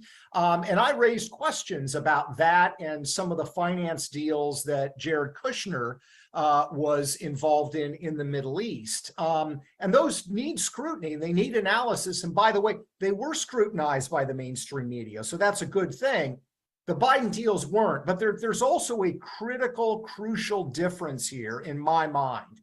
And that is the deals that the Trumps had with China. The one that really translated into money was a deal that Ivanka Trump had for the manufacturing of shoes and other things in her apparel line. That was a line started, 10, 15 years ago. My point being, those were actual legitimate businesses that predate any involvement in. You certainly watch them and be aware of them and take them into account. With the Bidens, we're not talking about that. Hunter Biden, after his father becomes vice president of the United States, suddenly decides he's going to go into international finance, ill-defined. He has no background. He has no experience. And he's not doing deals in London or Tokyo. He immediately goes to Russia, China, and Ukraine for those deals. So I believe all foreign deals should be scrutinized, but you have to differentiate, in my mind, the difference between, say, Michael Bloomberg, who his company Bloomberg has major business dealings in China, which need to be watched, but that's a legitimate business. You cannot compare that to Rosemont Seneca Partners, which is frankly, in a large extent, a fictitious business entity that was funneling money to Hunter Biden and his family. Now, what about Trump's relationship with Russia? Well, there was no question. There were discussions, and there was a sort of verbal agreement to build a Trump Tower in Moscow, but there was no real exchange of money in that case. And again, I would say, look, that deserves scrutiny, but Donald Trump actually has built hotels and condos around the world. Certainly, it's not appropriate to be doing that while you're a candidate or president of the United States. But to somehow put that in a nefarious light when you're ignoring a business that has no history that predates your father being vice president of the United States, and you have zero track record in it, I don't think you can compare those two very effectively. Tony Bobulinski is credible because he provides the actual communications, the comms that took place. I've actually seen the BlackBerries and the phones where this correspondence took place, and it's very straightforward. Number one, Bobulinski released to the Senate and gave to the FBI correspondence that I've seen that shows clearly that they were not to discuss Joe Biden's involvement in the business. There are actual correspondence that Tony Bobulinski has with the business partners where they say, don't bring up the father's name, don't discuss the father in the context of the deals. The family's very skittish about it. In other words, the partners did not say he's not involved. There's a Chinese wall, so to speak, that divides him from these deals. It was, don't discuss it. And then you have correspondence when they're discussing a deal with CEFC. This is a Chinese energy company that is going to be setting up a Chinese energy infrastructure fund in the United States, that the ownership structure is such that 10% was going to be given to Hunter to caretake for the big guy. There's lots of correspondence on the laptop and in Tony Bobulinski's communications where the big guy is the reference for Joe Biden. So that's the first thing to consider. The second thing to consider is there is lots of evidence on the laptop that Joe Biden was familiar with his son's deals. And it's worth looking at kind of the evolution of what Joe Biden has said. When I first broke the story in my book, Secret Empires in 2018 about the Biden family's deals in China, the initial Biden response was, there were no deals. There's nothing to see here. This is fabricated. Then when it was confirmed that, okay, yes, there were deals in China, Joe Biden's position became, well, I never discussed those matters with my son, any of these business dealings. We now know, of course, that Joe Biden flew his son on Air Force Two to China, where Hunter Biden met with those Chinese business partners. And we also know on the laptop that, in fact, there are references to Hunter Biden saying to his business partners, I talked to my father about this deal and he's going to help. So now they've shifted from saying there were no deals, Joe Biden didn't know about the deals, to Joe Biden didn't benefit from those deals or did nothing to help these deals along. And my point is, this is what you need an investigation for. Look, we've got the transference of millions of dollars for no services rendered. Nobody's disputing that. We know the individuals who transferred this money have connections to foreign intelligence services. We know that Joe Biden and his son Hunter Biden are close. They communicate all the time. They're not estranged. And we know that there are questions about the posture that the Biden administration has assumed towards China. So my view has always been, this warrants investigation. I'm not saying a crime's been committed. I don't know. I'm not saying that Joe Biden is on the take from the Chinese. We don't know. But I do believe that this deserves serious investigation by a body like a congressional committee that has subpoena power. And it seems to me, if we are prepared to investigate Donald Trump based on an anonymous dossier, and by the way, at least the first 5 or 6 months, I supported that investigation.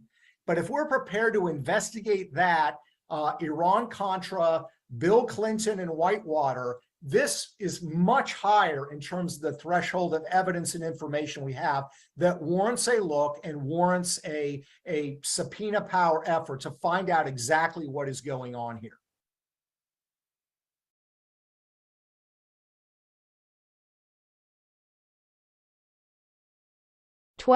And yet, during all of 2020, the FBI and other law enforcement agencies repeatedly primed Yoel Roth to dismiss reports of Hunter Biden's laptop as a Russian hack and leak operation. This is from a sworn declaration by Roth given in December 2020.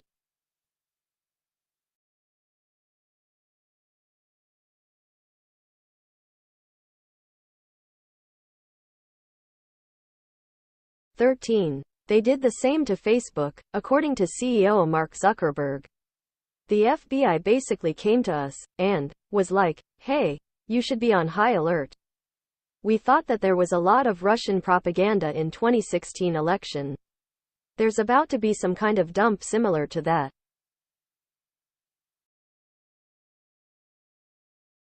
The background here is the FBI, I think, basically came to us, some folks on our team, and was like, hey, just so you know, like, you should be on high alert. We thought that there was a lot of Russian propaganda in the 2016 election. We have it on notice that basically there's about to be some kind of dump of that's similar to that. The background here is the FBI, I think, basically came to us, some folks on our team, and was like, hey, just so you know, like, you should be on high alert. We thought that there was a lot of Russian propaganda in the 2016 election. We have it on notice that basically there's about to be some kind of dump of that's similar to that. The background here is the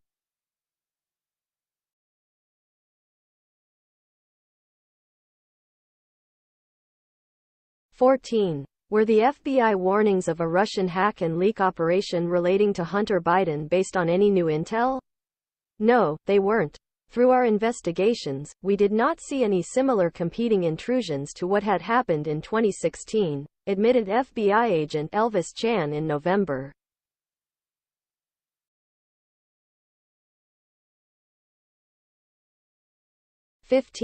Indeed, Twitter executives repeatedly reported very little Russian activity. E.g., on September 24, 2020, Twitter told FBI it had removed 345, largely inactive, accounts, linked to previous coordinated Russian hacking attempts. They had little reach and low follower accounts.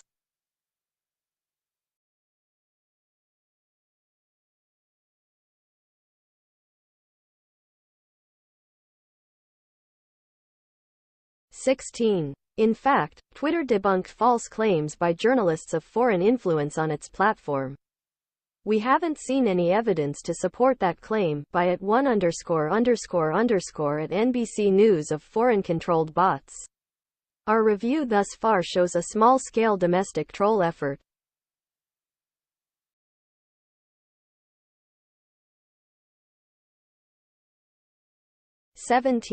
After FBI asks about a WAPO story on alleged foreign influence in a pro-Trump tweet, Twitter's Roth says, the article makes a lot of insinuations. But we saw no evidence that that was the case here, and in fact, a lot of strong evidence pointing in the other direction.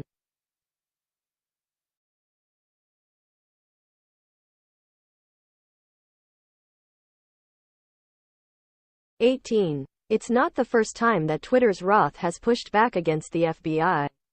In January 2020, Roth resisted FBI efforts to get Twitter to share data outside of the normal search warrant process. 19. Pressure had been growing. We have seen a sustained, if uncoordinated, effort by the IC intelligence community to push us to share more info and change our API policies. They are probing and pushing everywhere they can, including by whispering to congressional staff.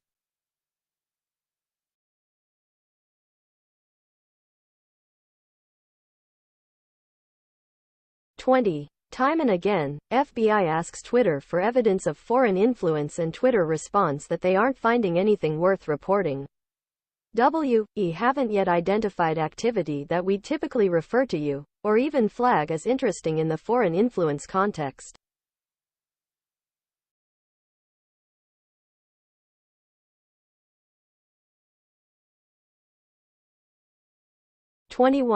Despite Twitter's pushback, the FBI repeatedly requests information from Twitter that Twitter has already made clear it will not share outside of normal legal channels.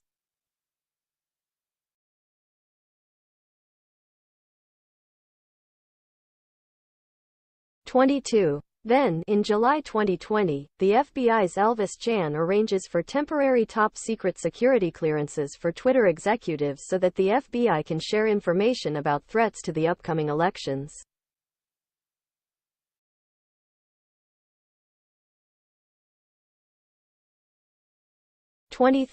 On August 11, 2020, the FBI's Chan shares information with Twitter's Roth relating to the Russian hacking organization, APT28, through the FBI's secure, one-way communications channel, Teleporter.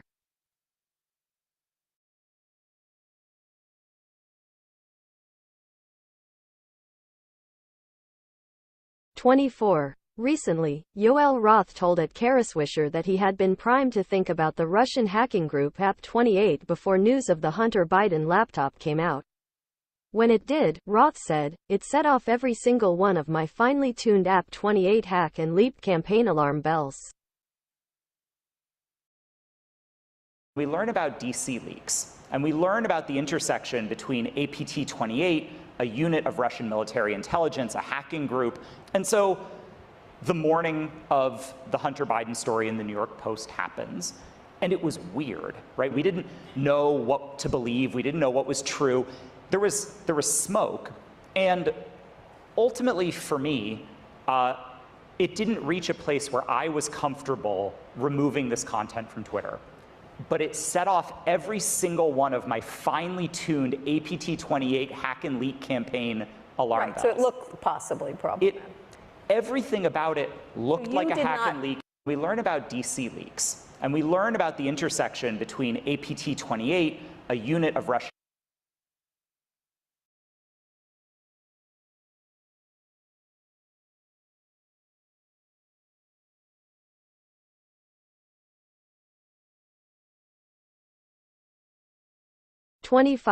In August 2020, FBI's Chan asks Twitter, does anyone there have top secret clearance?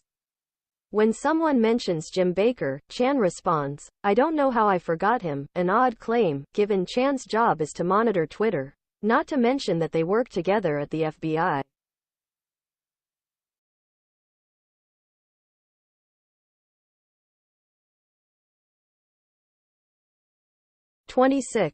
Who is Jim Baker? He's former general counsel of the FBI, 2014 to 18, and one of the most powerful men in the U.S. intel community. Baker has moved in and out of government for 30 years, serving stints at CNN, Bridgewater, a $140 billion asset management firm, and Brookings.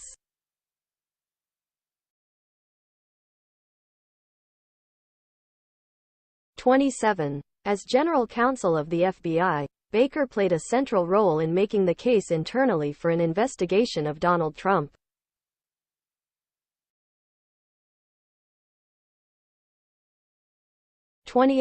Baker wasn't the only senior FBI exec involved in the Trump investigation to go to Twitter. Don Burton, the former chief of staff to FBI head James Comey, who initiated the investigation of Trump, joined Twitter in 2019 as director of strategy. As of 2020, there were so many former FBI employees, BU alumni, working at Twitter that they had created their own private Slack channel and a crib sheet to onboard new FBI arrivals.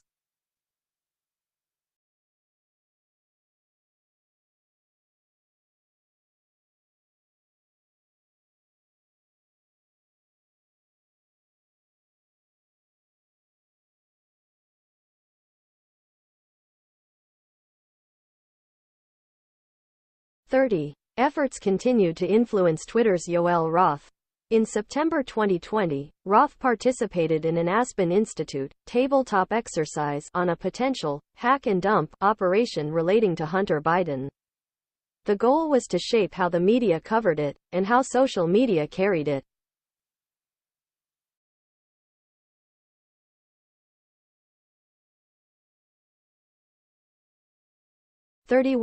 The organizer was Vivian Schiller, the FMR CEO of NPR, FMR head of news at Twitter, FMR general MGR of NY Times, FMR chief digital officer of NBC News.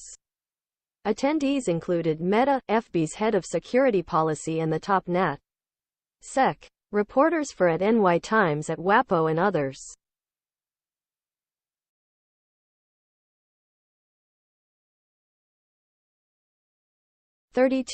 By mid-Sept. 2020, Chan and Roth had set up an encrypted messaging network so employees from FBI and Twitter could communicate. They also agreed to create a virtual war room for all the Internet industry plus FBI and ODNI, Office of the Director of National Intelligence.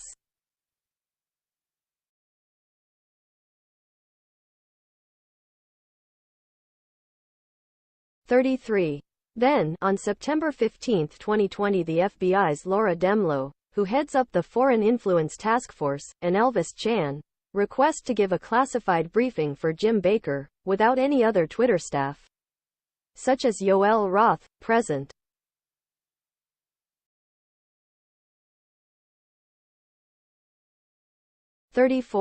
On October 14, shortly after NYPost publishes its Hunter Biden laptop story, Roth says, "It isn't clearly violative of our hacked materials policy.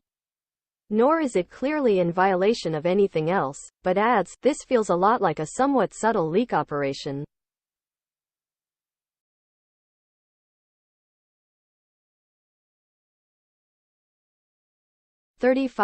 In response to Roth, Baker repeatedly insists that the Hunter Biden materials were either faked, hacked, or both, and a violation of Twitter policy. Baker does so over email, and in a Google Doc, on October 14 and 15.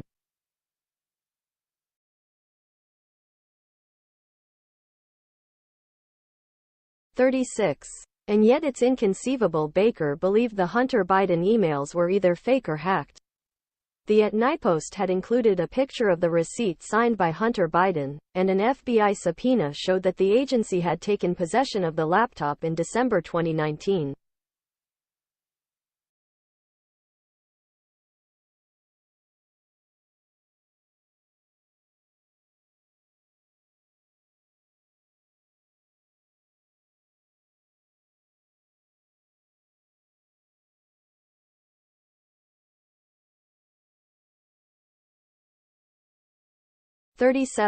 As for the FBI, it likely would have taken a few hours for it to confirm that the laptop had belonged to Hunter Biden. Indeed, it only took a few days for journalist at Peter Schweizer to prove it. When the laptop dropped in 2020, I had no idea where it came from. I didn't know if it was real. But what I did was I took the files on the Hunter Biden laptop and I compared it to bodies of information that we knew were absolutely true. So, for example, the Secret Service, again at the request of the U.S. Senate Committee, had released Hunter Biden's travel records. So we were able to take the laptop and say, when he says he's in Dubai, does that correspond with the Secret Service travel records? If he's emailing somebody and saying, I'm in Hong Kong, does that line up? In each and every case, it lined up. Then we compared the laptop to the suspicious activity reports, the SARS reports. When the emails referenced $5 million being wired to Hunter Biden's business, does that correspond with the SARS? And again, it lined up completely. And the laptop really came out at about the same time as the Secret Service travel logs and the wire transfers. So it really would not have been possible for somebody to create thousands of emails simultaneously to demonstrate it. Then the final thing we did, Michael, is we looked at Hunter Biden's laptop emails and we compared them with a collection that we'd received from Hunter Biden's business partners, a guy named Bevan Cooney. who's in jail. He shared his Gmail account with us, and we looked at it. The Hunter Biden laptops that have Bevan Cooney correspondence on them, do they actually line up with Bevan Cooney's Gmail account? And again, they did 100%. Now, I was able to do this in Florida with my researchers. The New York Times, the Washington Post, CBS News, ABC News could have done the same thing, but they were not interested in this story. They did not pursue this story. If you had told me that information would come forward that Jimmy Carter's family or Ronald Reagan's family was receiving tens of millions of dollars from Russian businesses that were linked to the KGB, it would have set off alarm bells, rightfully so, to all kinds of news outlets. That's really the equivalent of what we're talking about here. And yet the media somehow convinced themselves that this was not an important or an interesting story.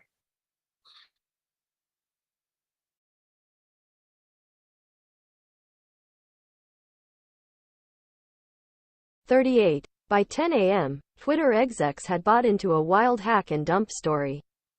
The suggestion from experts, which rings true, is there was a hack that happened separately, and they loaded the hacked materials on the laptop that magically appeared at a repair shop in Delaware.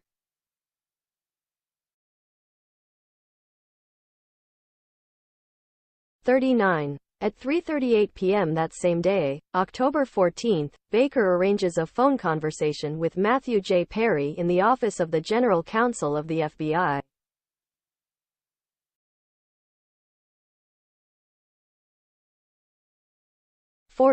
The influence operation persuaded Twitter execs that the Hunter Biden laptop did not come from a whistleblower.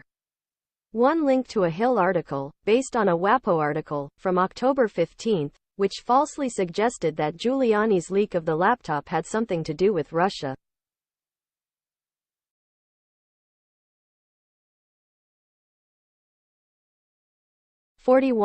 There is evidence that FBI agents have warned elected officials of foreign influence with the primary goal of leaking the information to the news media.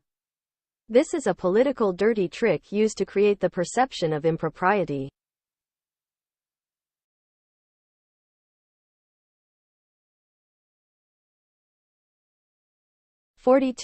In 2020, the FBI gave a briefing to Senator Grassley and Johnson, claiming evidence of Russian interference into their investigation of Hunter Biden. The briefing angered the senators, who say it was done to discredit their investigation.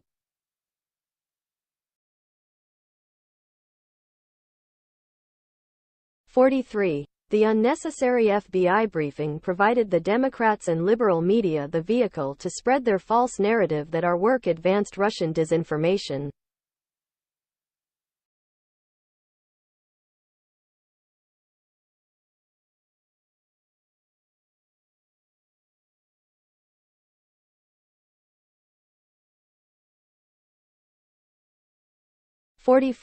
Notably, then FBI General Counsel Jim Baker was investigated twice, in 2017 and 2019, for leaking information to the news media.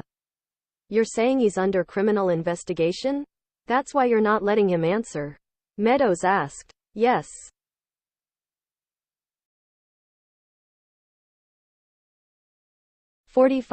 In the end, the FBI's influence campaign aimed at executives at news media, Twitter, and other social media companies worked. They censored and discredited the Hunter Biden laptop story. By December 2020, Baker and his colleagues even sent a note of thanks to the FBI for its work.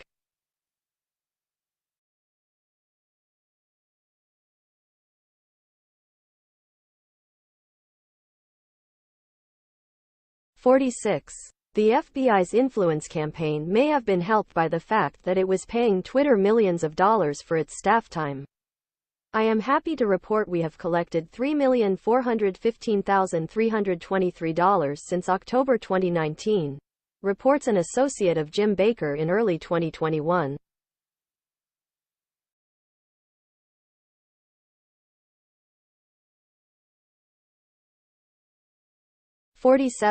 And the pressure from the FBI on social media platforms continues. In August 2022, Twitter execs prepared for a meeting with the FBI, whose goal was to convince us to produce on more FBI EDRs. EDRs are an emergency disclosure request, a warrantless search.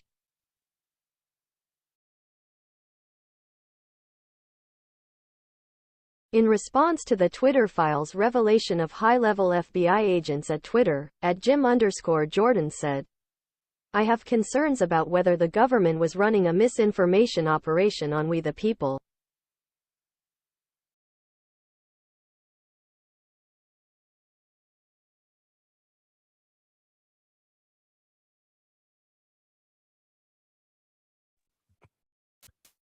All right, folks, now we have the last part 8 of the Twitter files.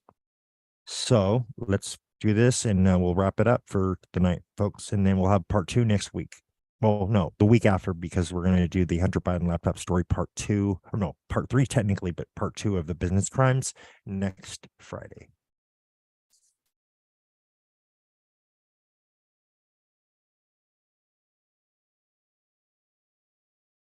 One. Twitter Files Part 8 * How Twitter quietly aided the Pentagon's covert online PSYOP campaign. Despite promises to shut down covert state-run propaganda networks, Twitter docs show that the social media giant directly assisted the U.S. military's influence operations.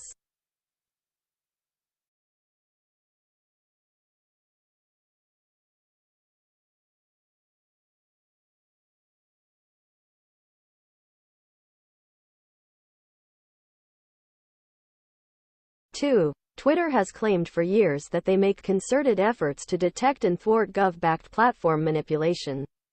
Here is Twitter testifying to Congress about its pledge to rapidly identify and shut down all state-backed covert information operations and deceptive propaganda.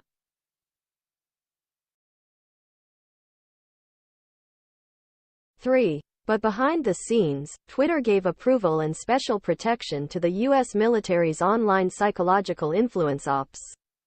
Despite knowledge that Pentagon propaganda accounts used covert identities, Twitter did not suspend many for around 2 years or more. Some remain active. 4. In 2017, a U.S. Central Command CENTCOM official sent Twitter a list of 52 Arab language accounts we use to amplify certain messages. The official asked for priority service for 6 accounts, verification for 1 and whitelist abilities for the others.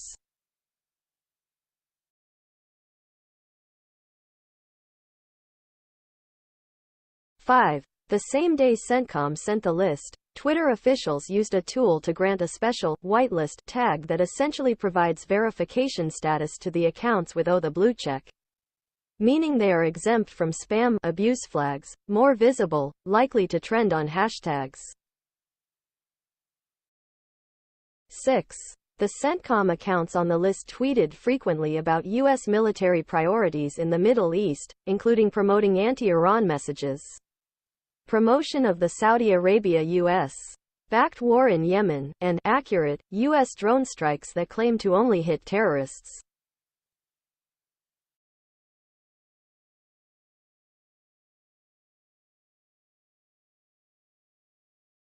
Seven. CENTCOM then shifted strategies and deleted disclosures of ties to the Twitter accounts. The bios of the accounts changed to seemingly organic profiles. One bio read, Euphrates Pulse. Another used an apparent deepfake profile pic and claimed to be a source of Iraqi opinion.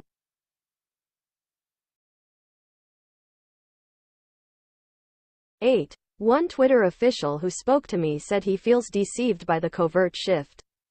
Still, many emails from throughout 2020 show that high-level Twitter executives were well aware of Dodd's vast network of fake accounts and covert propaganda and did not suspend the accounts.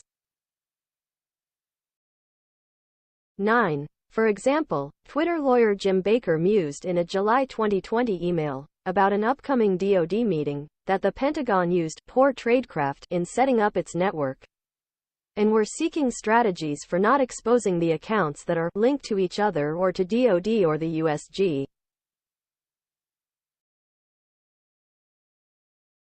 10. Statcha Cardil, another Twitter attorney, replied that the Pentagon wanted a SCIF and may want to retroactively classify its social media activities to obfuscate their activity in this space. and that this may represent an overclassification to avoid embarrassment.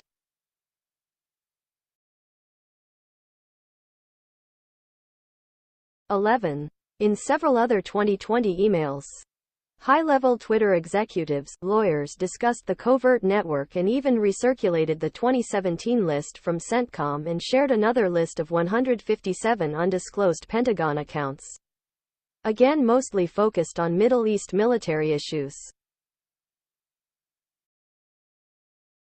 12. In a May 2020 email, Twitter's Lisa Roman emailed the DoD with two lists. One list was accounts previously provided to us, and another list Twitter detected. The accounts tweeted in Russian and Arabic on U.S. military issues in Syria, ISIS, and many also did not disclose Pentagon ties.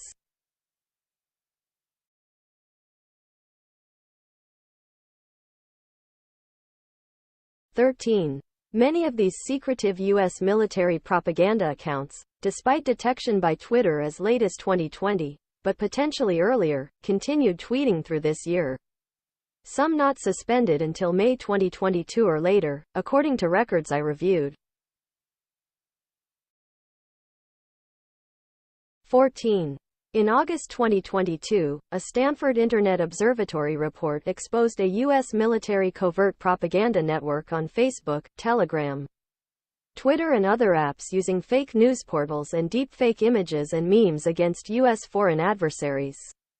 http URL.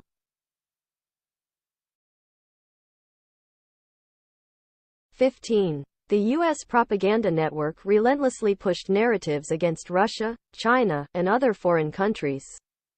They accused Iran of threatening Iraq's water security and flooding the country with crystal meth, and of harvesting the organs of Afghan refugees. 16. The Stanford report did not identify all of the accounts in the network, but one they did name was the exact same Twitter account CENTCOM asked for whitelist privileges in its 2017 email. I verified via Twitter's internal tools. The account used an AI-created deepfake image.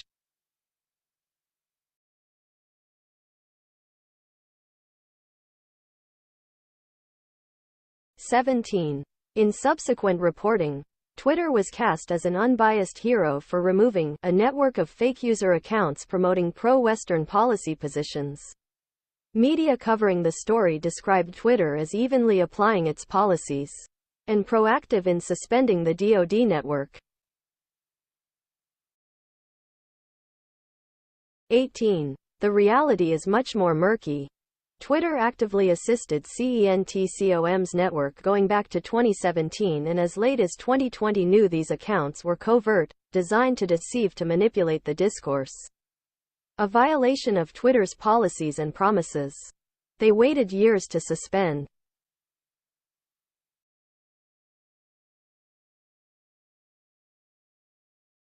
19. Twitter's comms team was closely in touch with reporters, working to minimize Twitter's role. When the Wash Post reported on the scandal, Twitter officials congratulated each other because the story didn't mention any Twitter employees and focused largely on the Pentagon.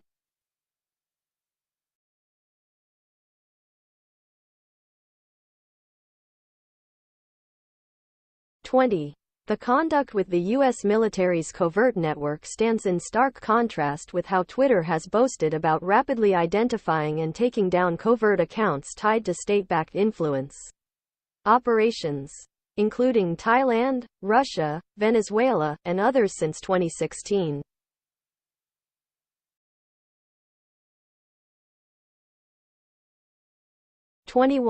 Here is my reported piece with more detail. I was given access to Twitter for a few days. I signed, agreed to nothing. Twitter had no input into anything I did or wrote. The searches were carried out by a Twitter attorney, so what I saw could be limited.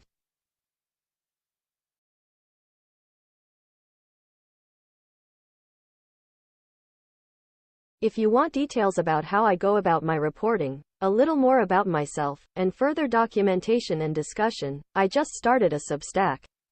Sign up here. All right, folks. So this is the article that he wrote. This last guy, Li Fang, who did part 8 of the Twitter files. So let's finish up our article and then wrap it up.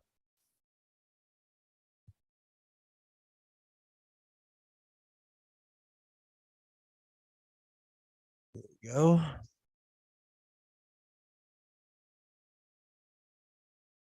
Twitter files, if anything is clear at all, it is this. We truly live in amazing and historic times.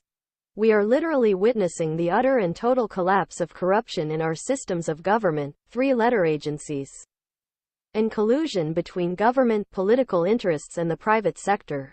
It's all being exposed and the receipts are legit. It will be interesting to see what unfolds in the remaining Twitter file drops to come. We will keep you up to date as they become released. All right, folks, that was it. That was Twitter files, an in-depth analysis, part 1.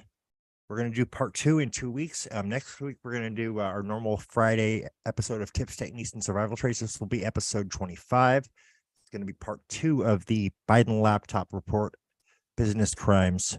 And we're going to be going over the actual crimes themselves and the U.S. codes and statutes that were violated and the evidence provided by the report. So there's a total of 53 crimes in all to be gone over on next week's show. So I've got a little bit of my work cut out for me, but we're going to get it done and get it aired. So with that being said, thank you everybody for joining us. Also, just a little reminder, we are actually in the middle of seasons on the Sacred Lovisa podcast. I didn't give people a brilliant update. I've tried to, I didn't really post nothing, but I'm just going to do that right now. We're putting together a website for the Sacred Lovisa podcast, and that's going to be ready by the 1st. So we will be resuming that show. Hopefully all goes well, crossing our fingers. Can't promise anything, but if all goes well, we'll be doing it then. So have that to look forward to as well, folks. Thank you everybody for joining us, and we will see you next week. And also we'll be doing the Fringe Division podcast probably 3 weeks from now as well. And we'll resume that. Good night, everybody. Thank you. Thank you for watching. Don't forget to subscribe to all our channels, follow all our pages, check us out on our websites, news4us.world, and our sister site where we expose Clark County School District Board corruption, politicallyincorrectness.com.